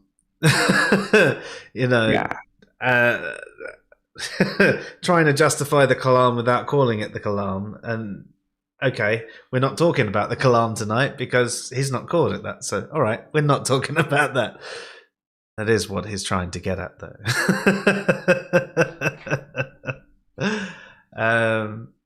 And it was terrible. I mean, like, I've seen so many better justifications for the kalam than that guy. But yeah, no. Luke and I are not the same person. Tyler and I are the same person. I'm the narrator, and he's my alter ego. But Paul says, is observation of a thing not being Dave's fault evidence of it being Philip's fault? Yes, let's go with that.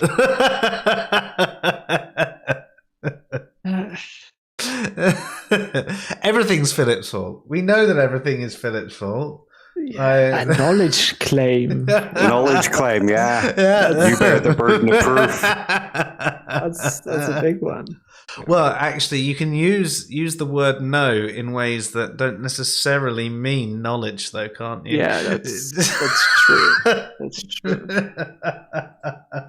As someone who is on a mostly philosophy-based channel, obviously I should be more careful with my language, and I accept that.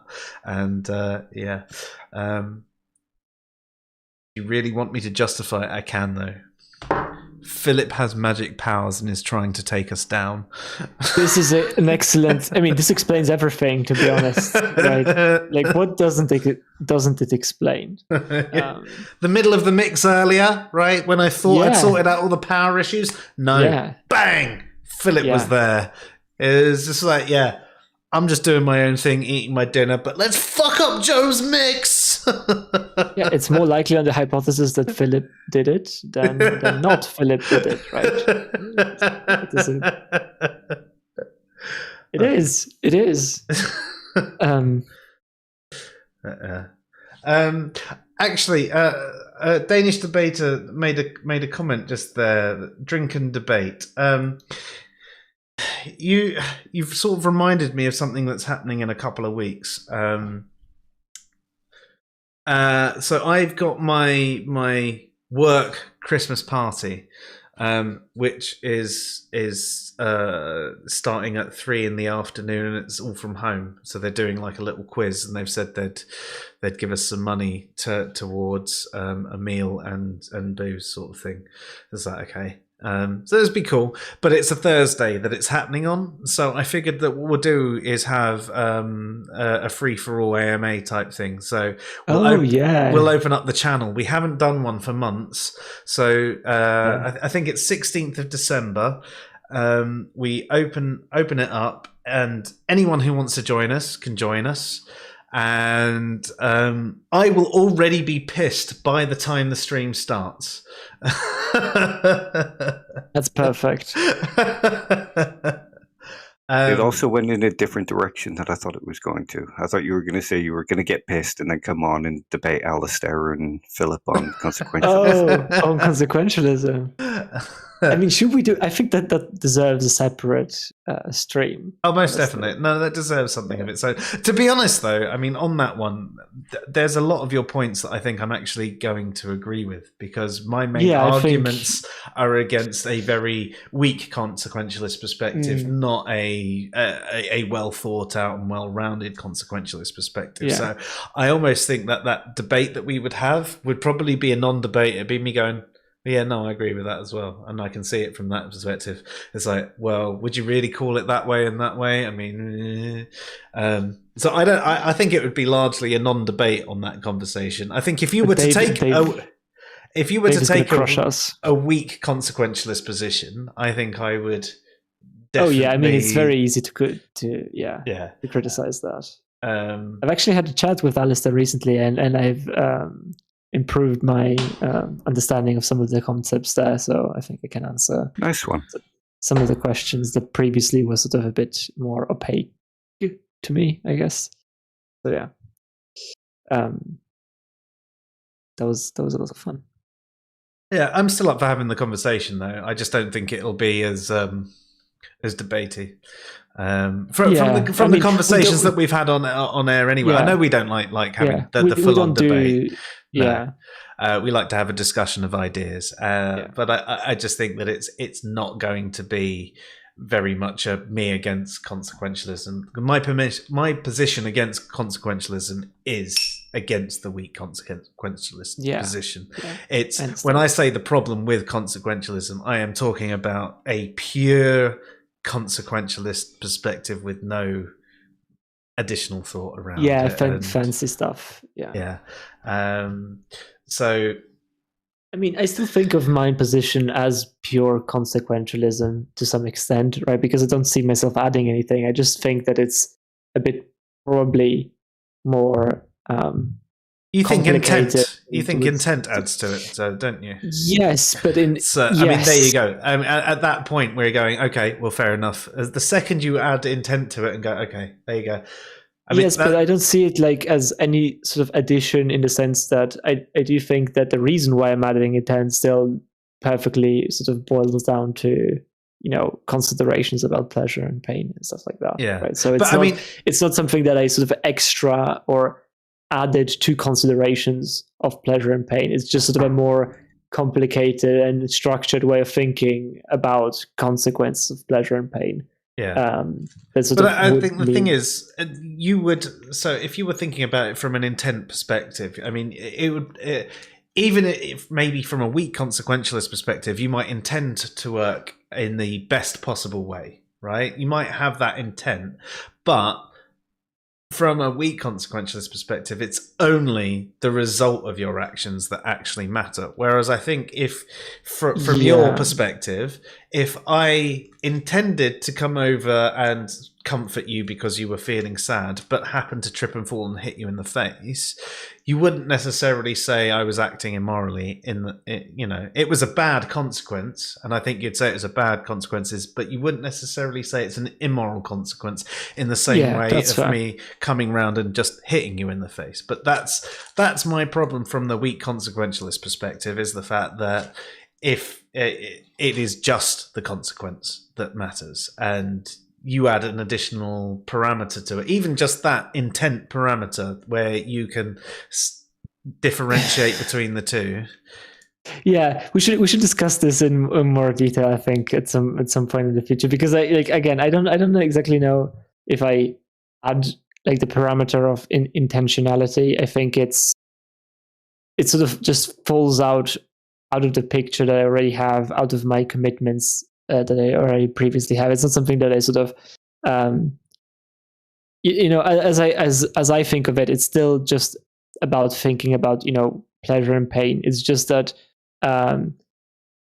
thinking about intentionality is a good sort of abstract layer to think about when you sort of do the calculus of, what impact certain traits or certain sort of situations are going to have in the future, and the predictability of it in the future. Because at the end of the day, if you just trip and fall and hit me, right, that's not something that is really predictable in the future, right? That's not something that you could calculate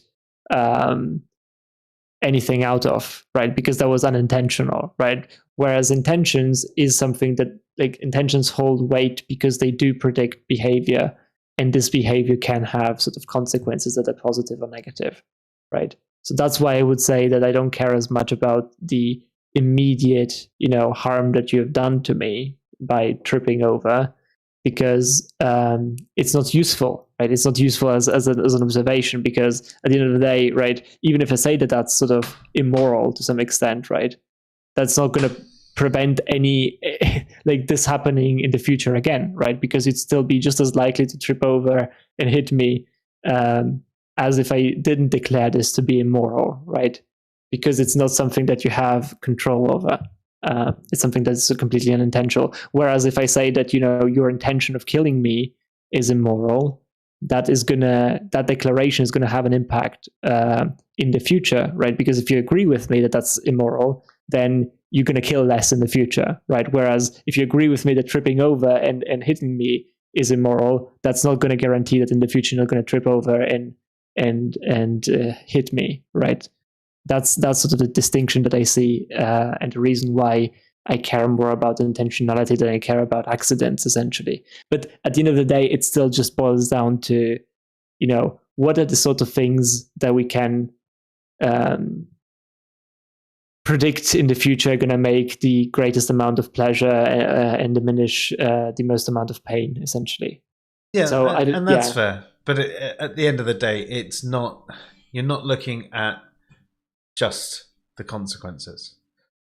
When you boil it down to the simple fact is, you're not boiling it down to just the consequence. You might say the consequence was bad, but you wouldn't say it was necessarily immoral just because of the intentionality side of it. What else am I adding, though, apart from the consequences, really?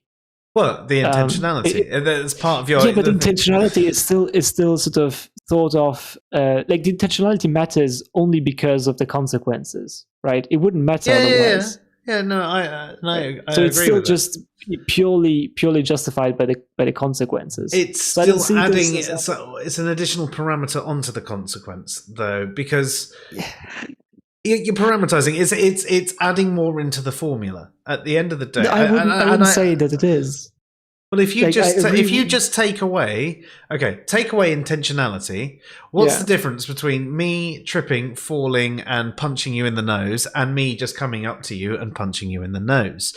Like, if there's no difference between the intentionality and the non-intentionality, like the consequence is exactly the same. And I can just the future prediction comes back to the intentionality of the action.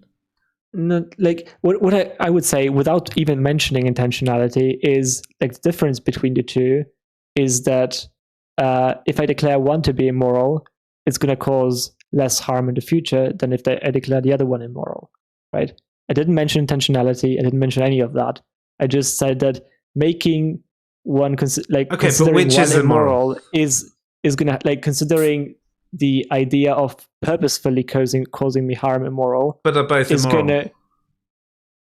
No, I just but that's just it. So you don't forget about the future bit and forget about what someone else might judge by it, because, I mean, I'm not a subjectivist, but a subjectivist might say, well, it's just whatever you consider to be the case. So that doesn't matter, right? So you saying something is immoral isn't necessarily going to prevent it happening in the future. Just because we think it's immoral in some countries that they kill homosexuals and atheists doesn't stop them doing it, right? Because yeah, no, sure. But what I mean is, like, essentially, if you consider it immoral on a sort of societal level, right, then it would prevent further harm from happening, right? That's like, it has utility, right? That's what I'm saying, right? Declaring it immoral has utility because it reduces harm, essentially, right? But it's still because it reduces harm.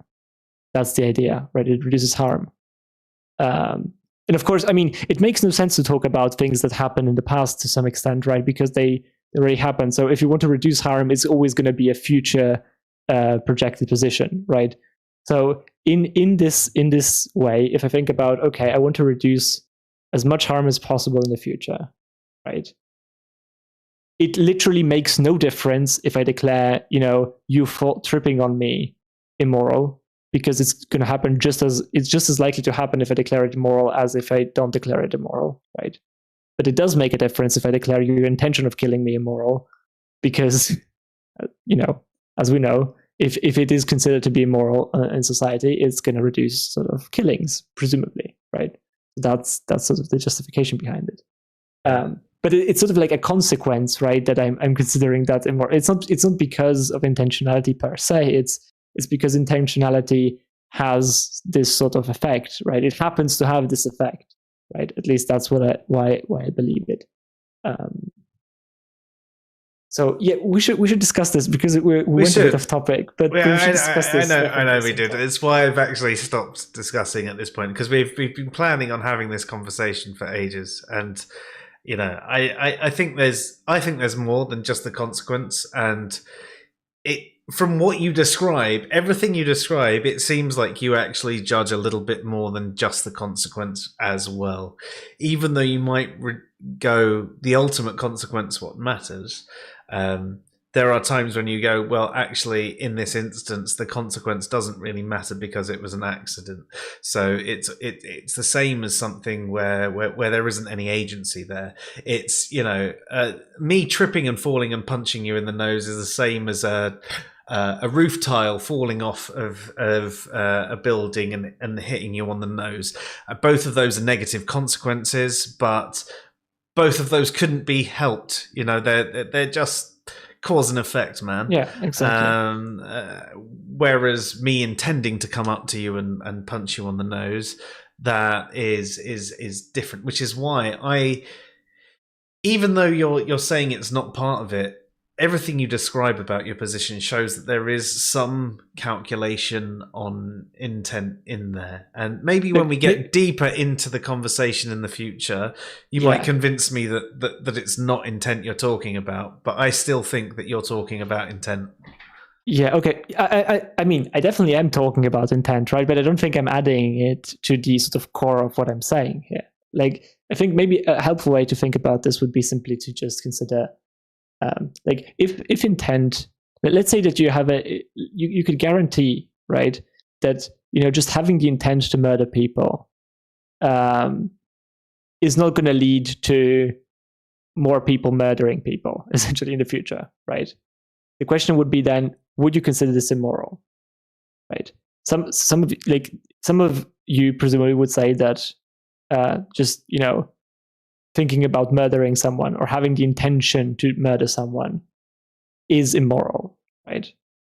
No. I wouldn't say necessarily thinking about murdering someone. I mean, we've all thinking, been angry. But having the intention, right? Having the full. Well, so what you're saying is planning to murder someone. Yeah, planning to murder someone.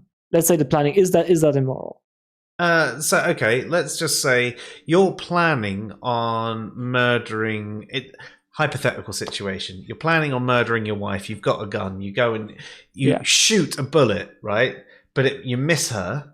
And what you actually do, your bullet happens to go into a shop, and you kill someone who's an armed robber of this shop, right? Your intent was clearly negative, but the ultimate consequence is you've saved the lives of everybody in that shop. If it's just about the consequence, you'd argue that you've done a moral thing in that situation. No, not necessarily, because look, this is again the same thing as the thing falling from the thing, right? I'm talking about sort of the future predictability of these sorts of things, right? Of what me saying about morality is going to cause, like what effect is going to have in the future, right? Or what as a society, if we consider moral or immoral, is going to have as an effect in the future, right? So if you would consider that moral or immoral, it doesn't matter, right? It because it's not gonna, like, it happened by accident, and that's why it cannot, me declaring as moral or immoral doesn't make a difference, right? In the future impact that this, I guess, predication about it being moral or immoral is going to have, right? It's not going to make an impact because it was by chance that it happened, right? But if you're going to say, right, like let's say that you plan on killing the wife, right? Something like that, and you do all the steps, right? And you press the trigger, but then when you press the trigger and it sort of shatters on the skin and it doesn't do any harm, let's say, right? And let's say, for the sake of argument, that there wouldn't be any sort of psychological consequences in any way, right? Like just to make this sort of eeasy, because otherwise you can always argue in these types of ways, right? You've got to make it as simple as possible. If that would be the case, right? I would I don't know what do you, maybe this we should start with this. Do you think that this is an immoral, right? To think about planning on killing someone, right, and actually pressing the trigger to kill them? Actually trying to do it, yeah. Thinking about it, not necessarily, because I can understand someone being in a situation where you're annoyed with someone, you're emotional, our emotions get the better of us. They're not nice emotions to have, but I can imagine thinking of killing someone, maybe even fantasizing of killing someone. Okay. Yeah. But that isn't necessarily immoral in and of itself. But the intent to actually do it and trying to take the steps to do it, at that point where you've got the gun and you pull the trigger, and as you say, for whatever reason the gun doesn't fire, or the gun does fire but the bullet doesn't hurt them, or you miss them, or whatever, and as you say, there's no psychological damage done and there's no physical damage done, right? There's no harm in any way, shape or form, but you have really tried to kill them. I would say that they are immoral in that sense. And to tie into your point, which I agree with, that person, because they've tried it once, may try it again in the future.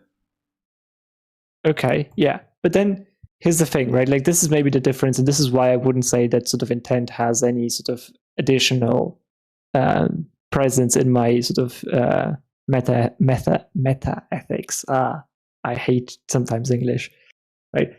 Like, because I wouldn't say, right, if you could guarantee to me, right, that in the future, like that this is just how the world works, right? That it never happens that any sort of psychological or physical harm is done by this intent, right?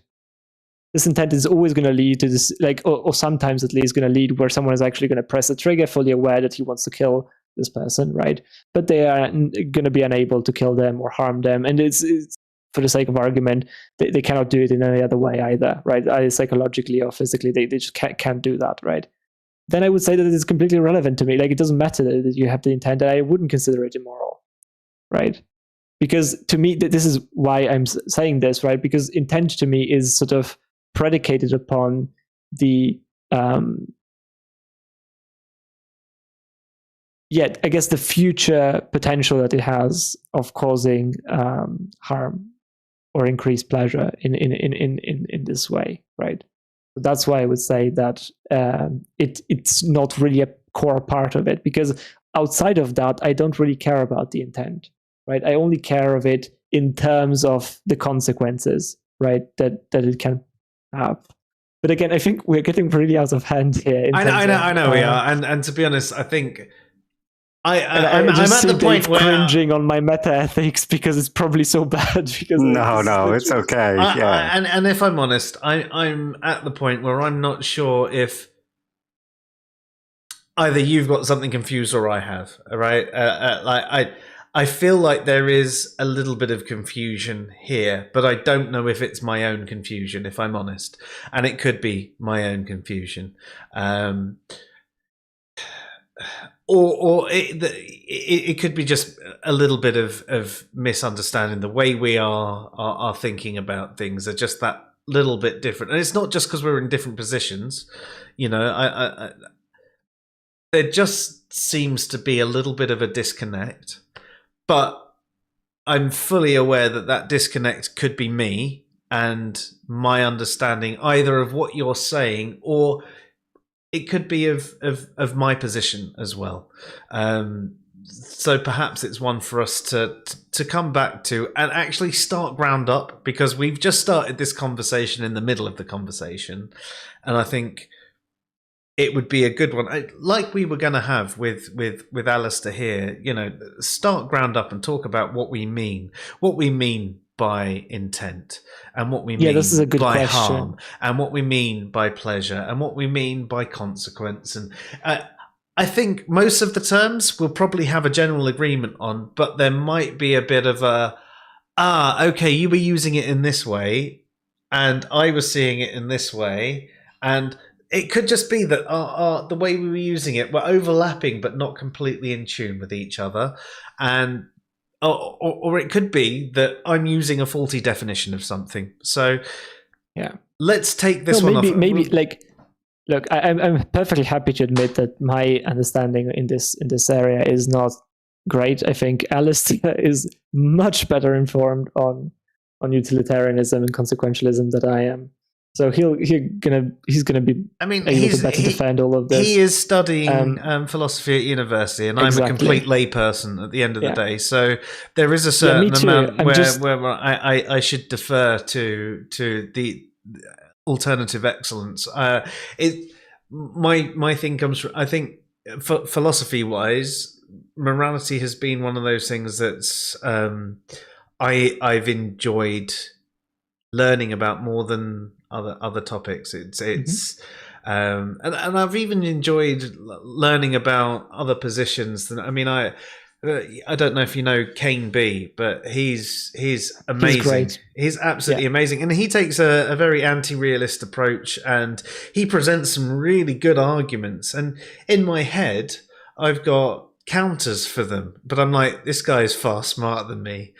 Like, you know, are my counters to him really adequate? I mean, probably not. Like, we should have him on, and then you can test. No, I wouldn't be able to talk. I mean, but he's amazing. So, the way he explains things is absolutely fantastic, and not just from a morality perspective.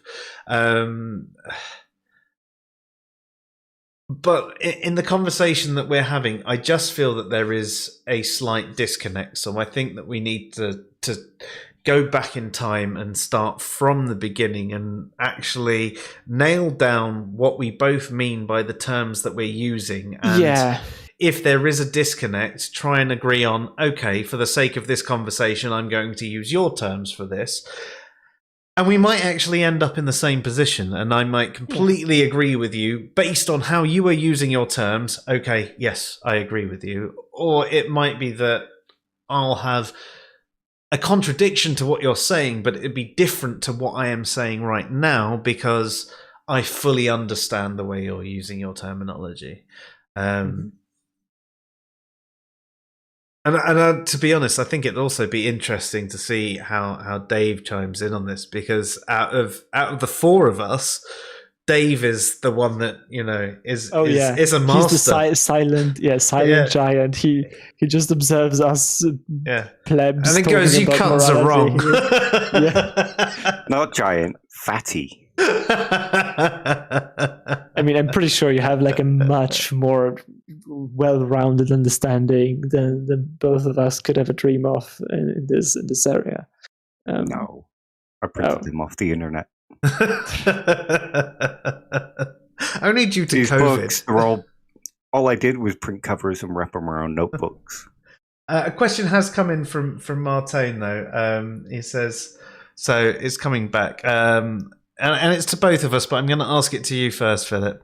Do you think intent requires action? So if the mentum state of intent, but I don't act on it, I suppose that's supposed to be mental state of intent, but I don't act on it, could you say that I have intent?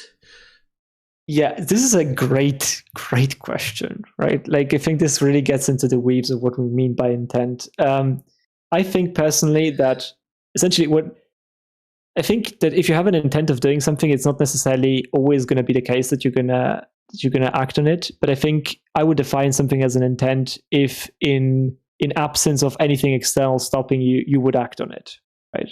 That seems to me like that's what I would mean by intent. Right? I think like, you think you're going to do it. Yeah, exactly. Like if there's actually something preventing you from doing it that is not sort of that is outside of your I guess it's something maybe you want to, I don't know, go to a concert, right? But then you missed the train or something, right? You still had the intent of doing it, but there was something external preventing you from doing that, right?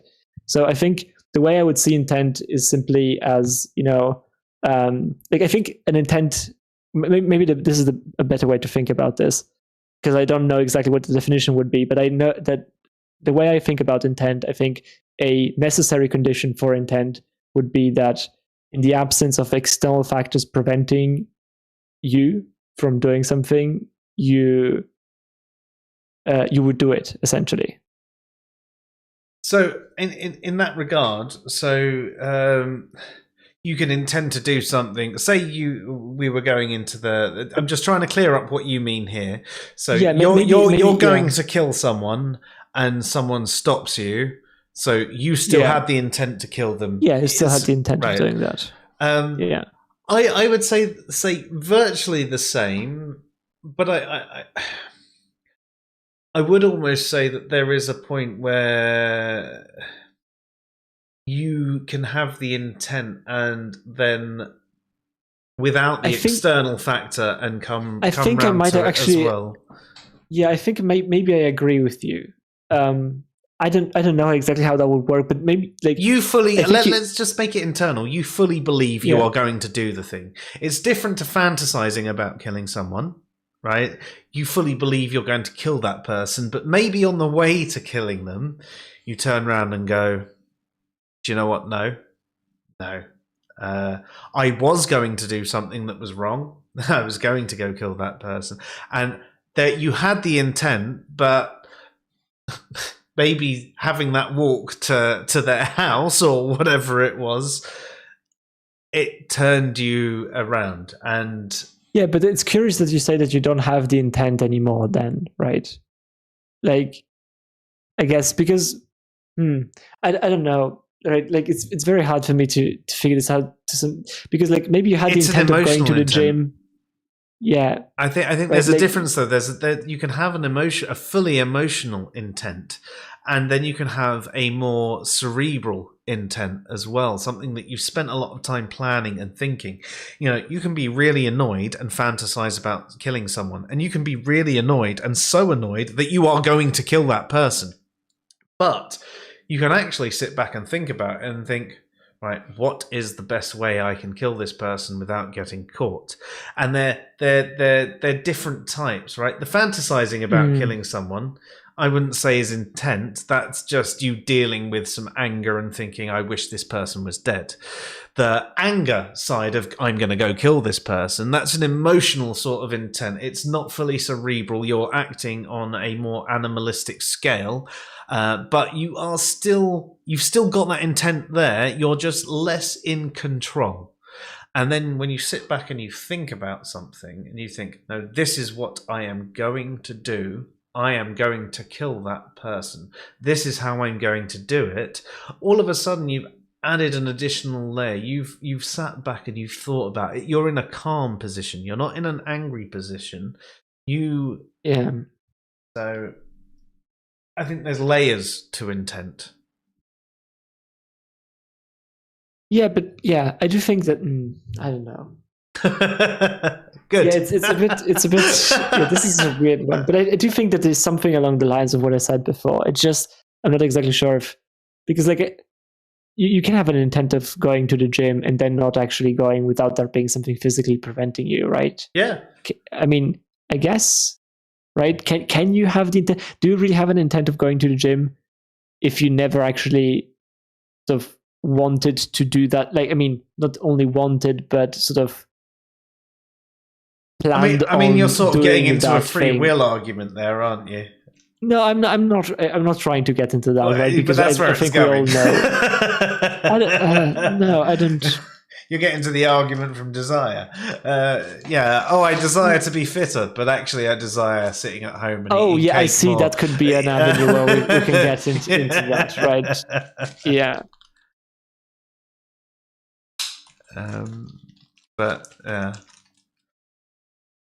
Do you know what? I'm going to read this one out because it's a compliment, and thank you, Ben. That's not the right comment. It's this one.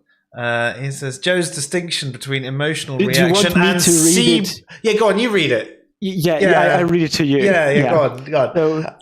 So he says Joe's distinction between emotional reaction and cerebral premeditation and their interaction relation was fairly profound, in my opinion. do you feel good now? Thank you, Ben. That's just what I needed at the end of the night. That's it. That's my one good thought for the month. Yeah. No, I mean, you have more than one. I would say at least 5. If this was, I'm not good at this. Please just ignore me. Thank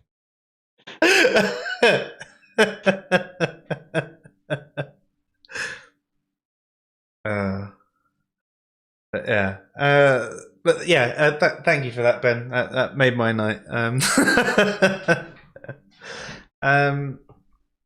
But yes, you're right. We have gone very, very, very far from the point of the stream. Though I do think we did discuss everything that could be brought up by the Ravens paradox, really, couldn't we? Yeah, I think we covered it. There wasn't much more we needed to discuss on the Ravens paradox. We also covered off evidence, and you both made me think about evidence in a slightly different way, in a way that I would say that I intuitively thought about it, but hadn't put into words. The whole credence thing, talking about raising the probability of a conclusion being true, but obviously in my head, I would be thinking about a proposition where it's raising this one and not these ones. But I've never actually sort of put that into words. So the way you guys brought that forward helped me actually go, right, yeah. So we could say something is evidence if there's 5 hypotheses and it raised the probability of 4 of the 5. It's evidence that one is not true. And I think that's actually a better way to put it, because where I would say in the past it's indicative of a conclusion being true, or it raises the probability of a conclusion being true or false. It doesn't encapsulate that little bit of, well, what if it raises the probability of multiple conclusions? It doesn't answer that. And I do think that in my head, that's sort of the way I think about it. But when you present it, especially in text to other people, when you're talking online or writing an article, it isn't necessarily as clear because they're not in your head. They don't know the way you're thinking about it. And it's just made me go, this is a better way to say it. And so thank you both for that. I think there's another mental... Oh, sorry, go ahead. Oh, no, go ahead.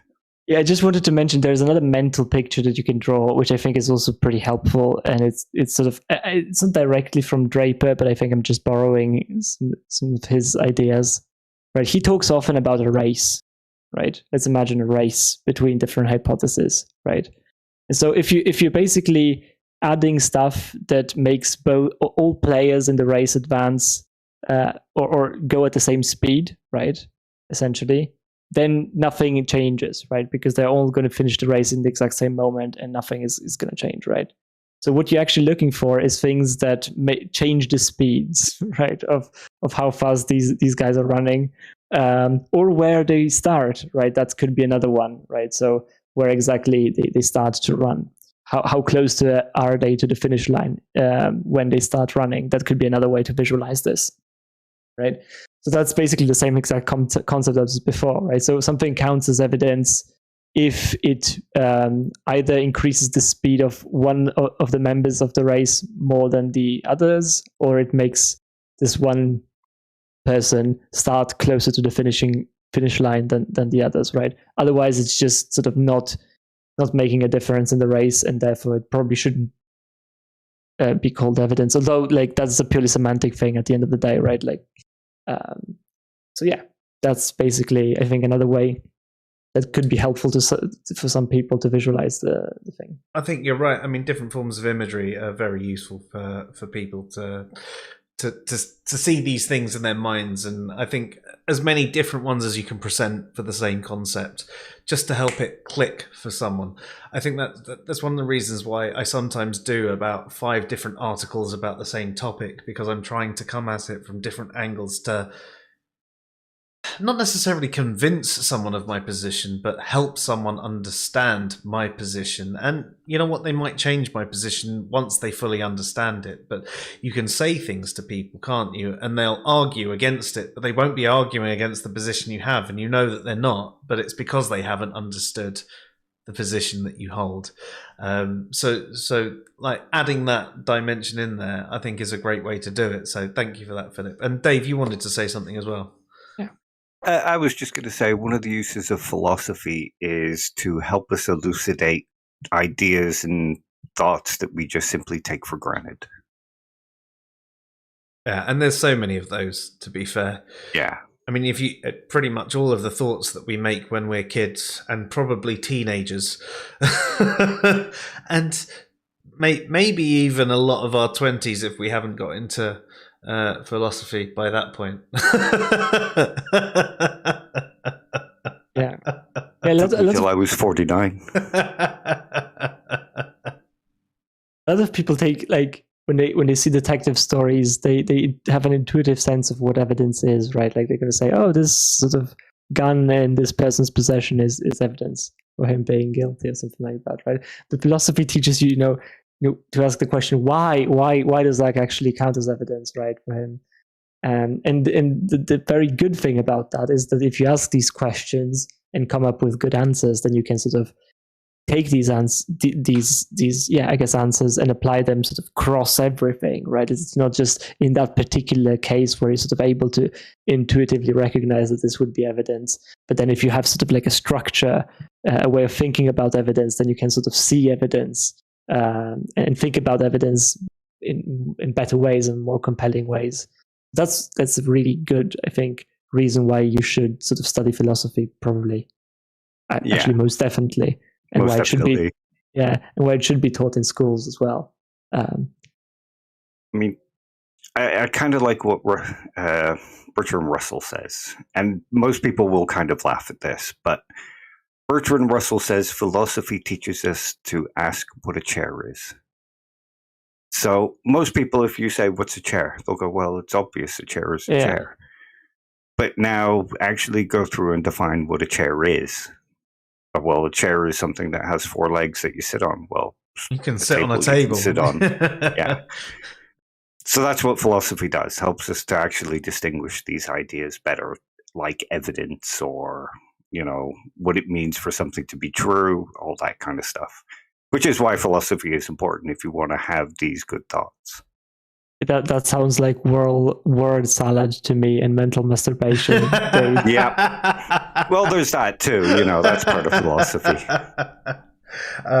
It does frustrate me how so many people do take you're choosing to think about something on a bit of a deeper level. Oh yeah, that's just mental masturbation. So what you view as mental masturbation is thinking about things a little bit more deeply than what you've been programmed to do. Isn't that a really bad take? Like a really, really bad take? Yeah, I mean, it's sort of dismissing critical thinking entirely by just saying things like that are just mental masturbation or word salad. There are so many comments that I see. I mean, I don't know what's happened recently, but we've started getting an influx of them on our Facebook page and our Facebook group. And there's just so many sort of these bad takes coming in there. And along the lines of the whole mental masturbation thing, and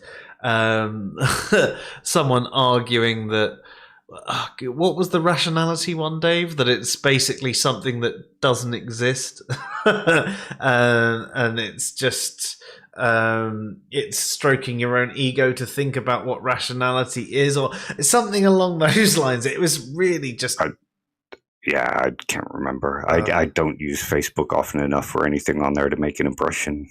Yeah, it was a very confused take on it. It was a shame, really. Yeah, but there are the one that sticks out for me, like confused things, is rationality is just thinking logically, and thinking logically is just using rationality. Yeah. Yes. But according to whom? Yeah. According to whom? Yes. I mean that one was absolutely awful. As we all know, there are a lot of people who can't describe the concepts that they either agree with or disagree with. I'm a logical person because I'm rational, because I'm logical, or rationality doesn't exist because it's something that that was it. Yeah, rationality is people agreeing on a standard and agreeing with it, so therefore it doesn't really exist. People just agree with this standard, so it's completely subjective. So, okay, but what actually is this standard? What is this thing that everybody agrees on with what rationality is? It's just what they agree with at the time. Okay, now so if that's word salad. Yeah. So if everybody agreed that rationality was, hitting your head against the wall, would that make it rational? That's basically what they're saying. It was but that's the thing. I can understand philosophy sounds like word salad to a lot of people because, I mean, especially some of the articles. There are some articles that take me days to get through just because of how complex some of the language is. It's not actually word salad. It's just the fact that it's like, this is sending my brain into overdrive. I'm overheating right now. But once you get past that and you understand what it's saying, you're like, yes. And then you can dumb it down to your own language. And I have to dumb everything down for my own language. But once I get to that point, I understand the concepts. And it's like, oh, okay, yeah, this is what it's talking about. This is what it is. But there are some people who argue against these topics with sort of word salad type things like we just described. And it can be be overly frustrating to listen to those people. And it's such a shame that we've had an influx of them recently. I think it was Monday. I was like, oh yeah, I'm going to have a good social media day. And I ended up going, I don't want to go on social media anymore. Yeah, that happens sometimes. I mean, it's also the wonderful time of the year where like we have a lot of Christmas is pagan and stuff like that going on. That's always an interesting one. So yeah. Going through the chat though, Kimmo brought out something like pre-crime, which is an interesting one, which would be a good one for us to talk about maybe in the future, especially from a moral perspective. And it ties into the intent.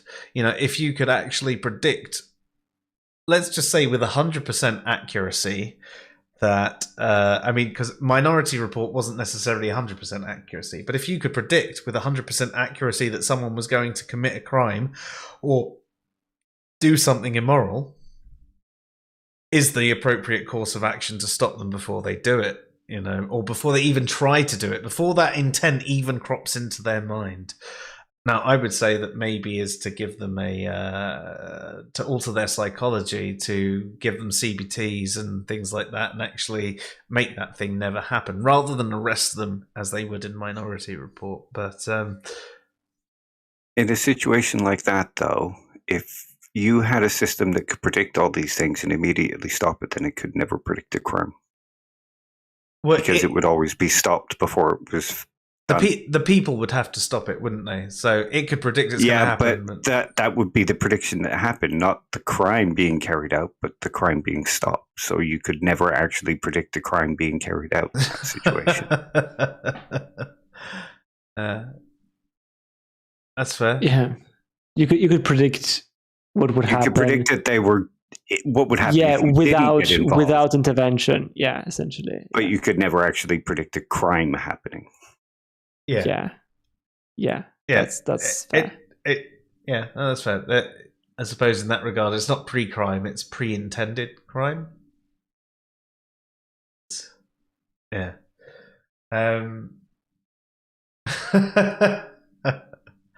Icarus has the intent to be fitter by eating more cake. Is that fitter or fatter, Icarus?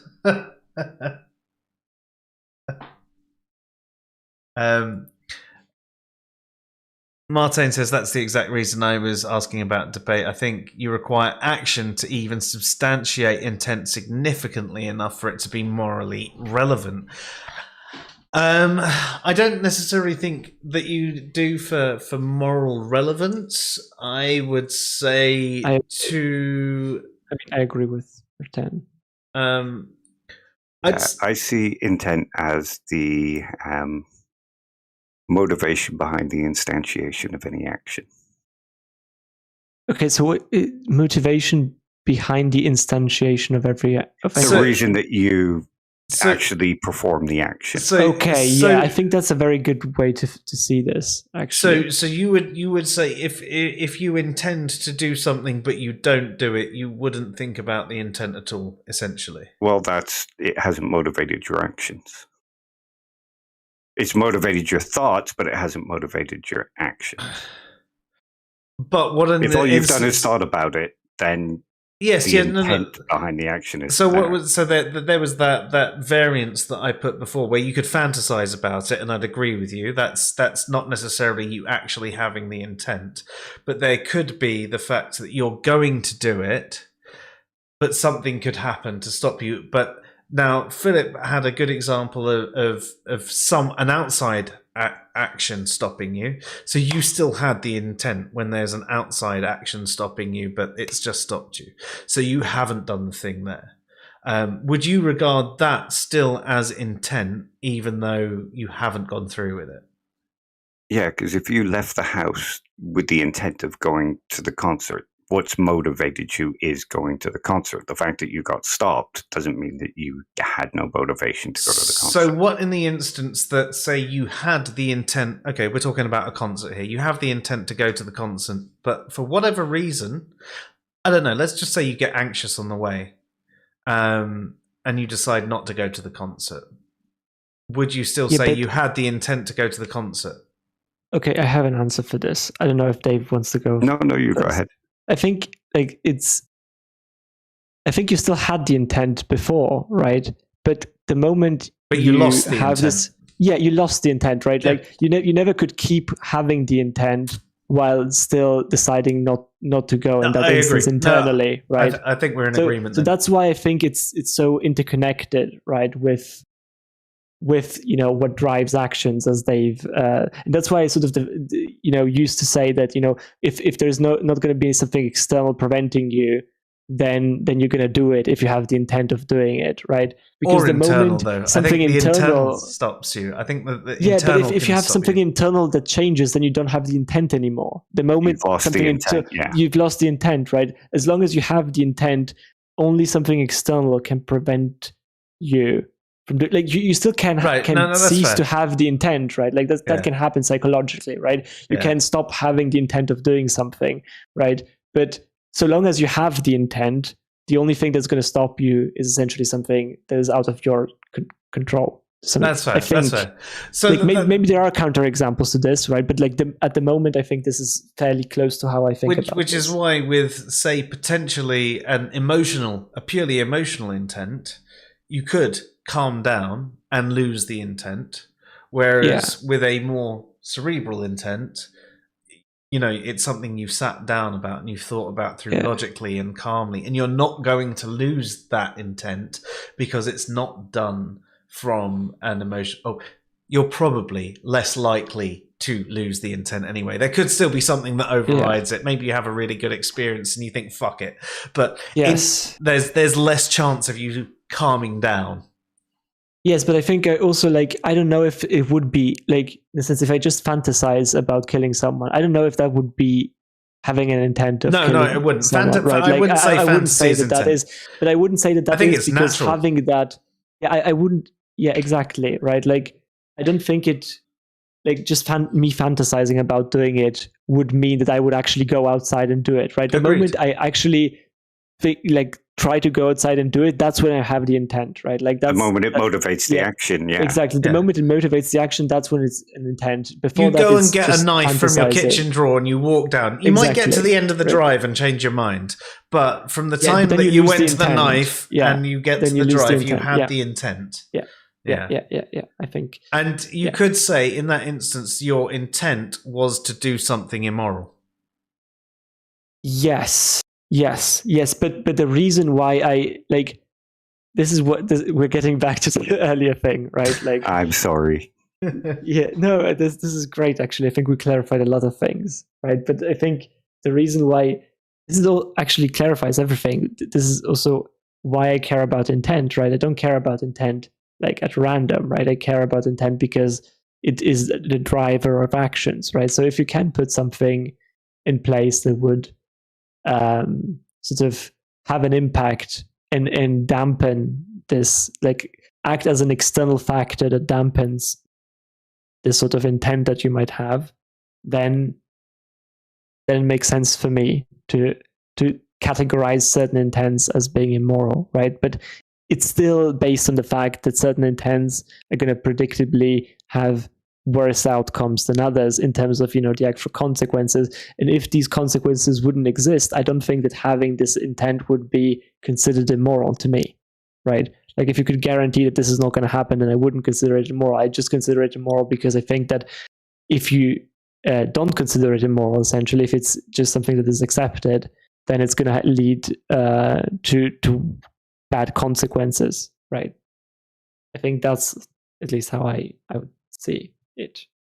Yeah, I to be honest, I don't think our positions are probably as different as we might think they actually are. Yeah, I think you might be correct. Yes. We're going to have this at some point in the future. We're going to have a really long discussion and just go, well, yes, I agree. We're going to really disappoint everybody. They're expecting arguments. They're expecting blood. We're just going to be, well, I agree with that. Well, I agree with that. Well, okay. Game over. But then this comes back to what we were saying about trying to clarify our terms and the way we're talking about things and the way we see things. I mean, again, as Dave said, that's one of the things that philosophy is actually great for. It doesn't teach you to just say a chair is a chair because a chair is this thing that you sit on that's got 4 legs. It teaches you to clarify, specifically what this thing with 4 legs is. And more, way more.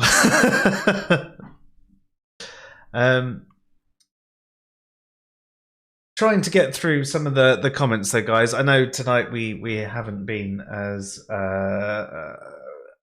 what do you call it, on the ball.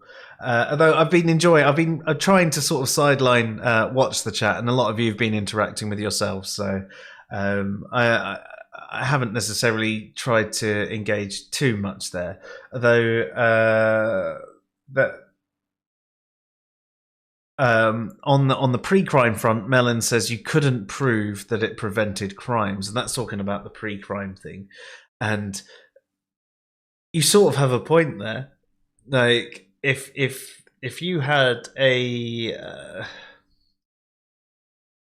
unless you could actually prove your model for predictability was 100% accurate, you're right. You couldn't actually prove that you prevented crimes by arresting the people. And I think that was one of the problems and what they did with the whole Minority Report, because they said that there was a probability thing there, and there were 3 precogs, and one of them always occasionally had a Minority Report where they predicted something different happening to the other 2. So they didn't have a perfect system, so they couldn't guarantee that all of the crimes that were prevented were always definitely going to happen. But if you had a system that could 100% predict every human's behavior, right? And let's just say we could somehow guarantee this 100% predictability.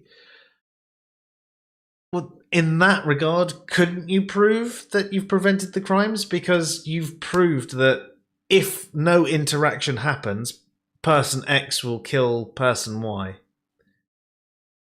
Or am I wrong there? I think that's yeah, that's an interesting question. We'll ask Luke and Laplace's demon. Yeah, I guess like my confusion from that comes from the fact that what is it based on? What is the prediction based on? No intervention. Okay, I mean, sure, but what sort of future is it running that is being predicted? Let's just say hard determinism is true, right? Hard determinism is true. So it is true. Right. So in that regard, right, if you knew everything that had happened and you had a calculation engine, you could predict everything that will happen. Yes. And you would... This is the bit where it gets muddy because exactly. You'd be predicting that this person will be arrested at this point, this person will be arrested at this point. So no, it's even worse than that, right? Because if you could predict everything, then you would predict you predicting the future, right? So you would predict that you would get the machine that would predict the future, and then you would predict that your idea of the future that you got from the machine would impact the future that is going to be altered because of that, right? So it's like it's a very, as soon as you get aware of what the future would be like, things get fucked up really quickly, right? Like it's very hard to actually see, and the world implodes. Let's leave it at that. It's easier to think about it as that, but yeah, no, that's fair. So let's say hard determinism is true, but the engine runs off of everything that has happened up until now, can lead you to what is going to happen if you didn't have the machine that tells you what is going to happen. That's the only Yes. Yeah, you have to parameterize it. I mean, you have to add a element of fantasy in it, because when you actually look at these concepts as how they would actually work if they could work, They don't work. So it looks back at everything that has happened throughout the entire of not just human history, but the universe's history, and it can predict everything that would happen if it didn't exist.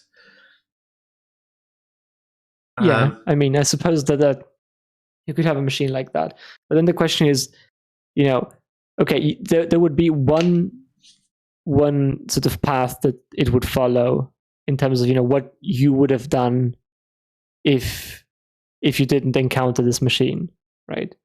But then it doesn't necessarily mean that, okay, now let's say that now you learn of this potential future, right? That is not going to happen the moment you touch the machine, right? Because now you did get in contact with this machine, so the future is going to look different. But like my question is, could you maybe with this machine, by having the knowledge of this machine, sort of play out things by not letting this sort of knowledge influence you? Maybe like in the instance of where you would prevent the sort of things from happening, right? Like my question is essentially, maybe this is sort of like this chaos theory type of thing, right? Like maybe your simple actions, you simply discovering the machine, no matter what you do, right, would have changed the future somehow. Maybe the person in this instance, no matter what you do, no matter if you try to prevent him from killing this person or not, is going to do something different and not try to kill this person, right? Because now at this point you're sort of in a different timeline that is not being predicted, right? Because you predicted the timeline without the machine, but now you're in the timeline with the machine. So now maybe is it still sort of guaranteed that this person would do the same things, or is just the mere fact that you discovered the machine enough to shift the entire timeline in such a way that maybe he wouldn't have, like maybe he would act differently, right? That's sort of my question. But it's a very fucked up scenario. Like these types of things are really really yeah. I don't think it would in not short term. Like if you suddenly happened on the machine and it told you in 2 hours someone's going to kill someone else, I don't think that it necessarily would have changed it. And I in my head, the machine is going to be real time updating its parameters. So obviously at this moment in time, it tells you everything that's going to happen. But by saving this person, it updates what's going to happen and all the different things that are going to happen in the future. The additional question though is by saving this person, right, have you actually made the future worse than it was going to be? Maybe this person that was going to kill that, I mean, that's another layer that you add into changing the future. You could always make all of your changes were worse. So even in a perfect system where let's just say a perfect system of pre-crime, you could actually still end up making the future worse for everyone. Yeah. So yeah, that's true. But at the same time, it cannot really predict the future. It cannot ever predict the future, because as long as you are holding the machine and you're aware of it, you're being influenced by the prediction, and that gives you the power of not doing the things that is sort of being predicted, right? So it cannot really predict the future. It can only predict, I guess, the things that would have happened if you weren't aware of the machine. I don't know. Like it's, and again, like maybe it is the case, right? It seems highly intuitive that for the rest of the world that is not aware of the machine, things would carry on in a very similar way. But is it really the case, or is sort of this tiny change enough to ripple through sort of reality and I don't know, change things around? I'd love to. Enough. I mean, I love all the shows like Butterfly Effect and The Sound of Thunder and things like that all deal with this sort of chaos theory, and how the smallest change, so far back can make a massive change in the future. I love thinking about it that way. It's a massive fantasy, but I sometimes think that it probably wouldn't be quite as extreme as we think. It depends how far back you go, right? But like if we were to go back in time, and there are certain people that would probably be less significant, on the future. Let's just say you were to kill. There were certain people that if you went back in time and killed, probably wouldn't have a massive impact on the future. There are other people that maybe would, right? Like when the time travelers went back and killed JFK, they altered the future for all eternity. Oh yeah, that happened, didn't it?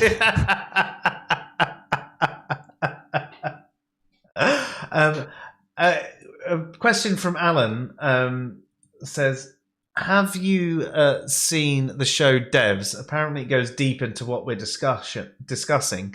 And in fact, apparently what I was talking about was the entire plot of the show Devs. Now, I've never even heard of this show.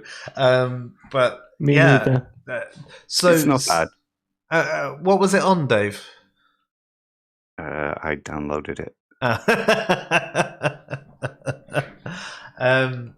I'll have to have a look and see if it's available on Prime or Netflix or something like that. Amazon. Oh, it is on. Sure, it was Amazon. Yeah, because I this sort of thing does interest me, and I don't always agree with where the various shows end up. But it's, oh no, sorry, it's FX and Hulu. I was thinking of Into the Loop. Do you know Into the Loop? I really liked Into the Loop. That was a refreshing take on certain things. There's lots of things called Dev, but nothing called Devs on Amazon. But I'll try and remember to have a look at it. I love this sort of concept and looking at various time things and chaos theory, and it's one of those things that is so out there but equally so imaginable. There are some concepts that you can think of and you're just like, well, I can't hold on to this. But when you think about things about sort of recent future and how minuscule changes can make things and so on and so forth, like pre-crime. It's if it's done well, I think it can be brilliant. And even when it's not done well, it can be intriguing. So we've also got... Sorry, Philip, what were you going to say? No, I just said I agreed with that. Martin says, if hard determinism is true, the machine still can't exist because it exists in one universe but not the other. We must assume it can only exist in one universe, therefore it shows a fundamentally different universe. And I think that's sort of where we're getting at there. So it would have to be built in such a way that it works retrospectively. It had a form of omniscience that is current state. So it knows everything up to now, and it constantly moves with everything up to now, and its predictions work off of everything up to now. But I think the point that Martin was making is just that it, the universe it is predicting, is not even possible on hard determinism, right? It is fundamentally false, right? Because on hard determinism there is only one possible, right? There's only one flow of things, right? So whatever the machine is predicting, right, that is influencing your action is never was even possible. There is no possibility of it happening ever, right? It's just the flow of time and the flow of causality where you have the machine and you get influenced by the machine and you do actions based on the influence that the machine has is the only possibility that there could have ever been. There is whatever the machine is showing you is a complete non-possibility. It would essentially have to be out of time to do it, sort of thing. It would be, it would have to be out of the causal chain. It would be really weird. Yeah, it would essentially have to be a form of God in that regard. If you think about it, if hard determinism is true, right? That there's that there is something that, for, at least for our universe, there's something that can exist out of our universe, so therefore it's outside of the causal chain. It would be equivalent to the way some people might describe God, which would be outside of the universe, not bound by time or space or the causal chain, and therefore this machine would essentially be emulating that. And therefore actually giving you the power of a god.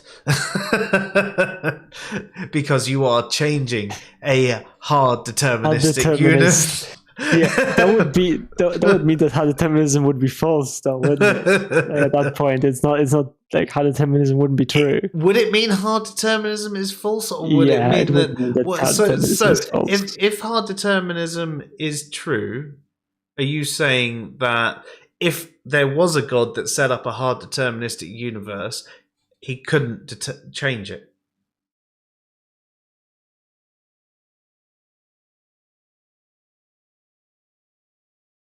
Okay, wait a minute.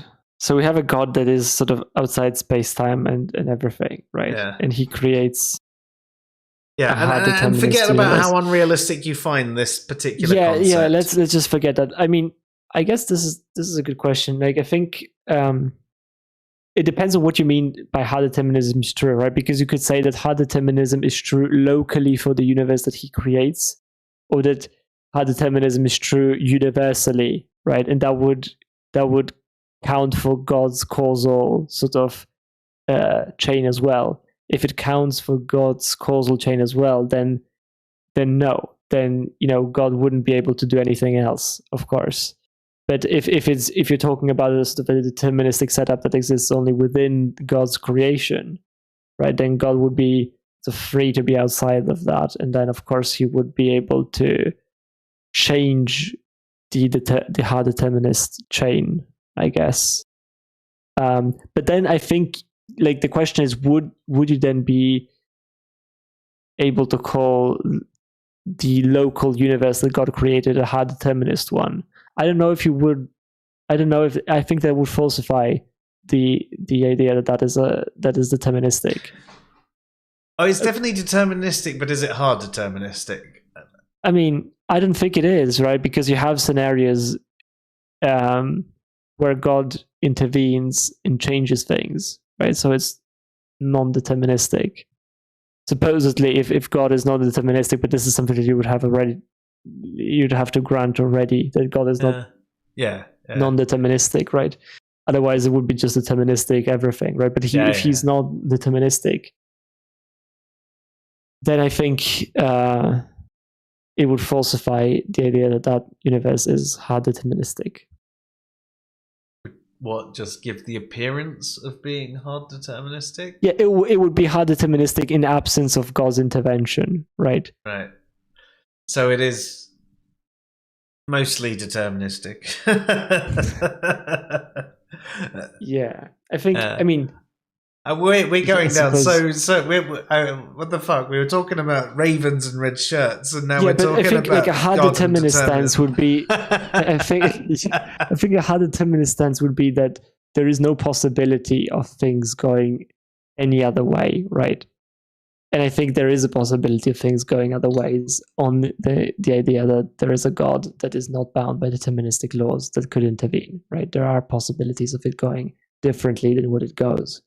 So in that sense, it would be non-deterministic in that sense. Yeah, we are getting into stuff that is so far removed from the topic of this video. It's something. It definitely is, and to be honest, I think we should probably wrap things up for the night because we're at a good stopping point.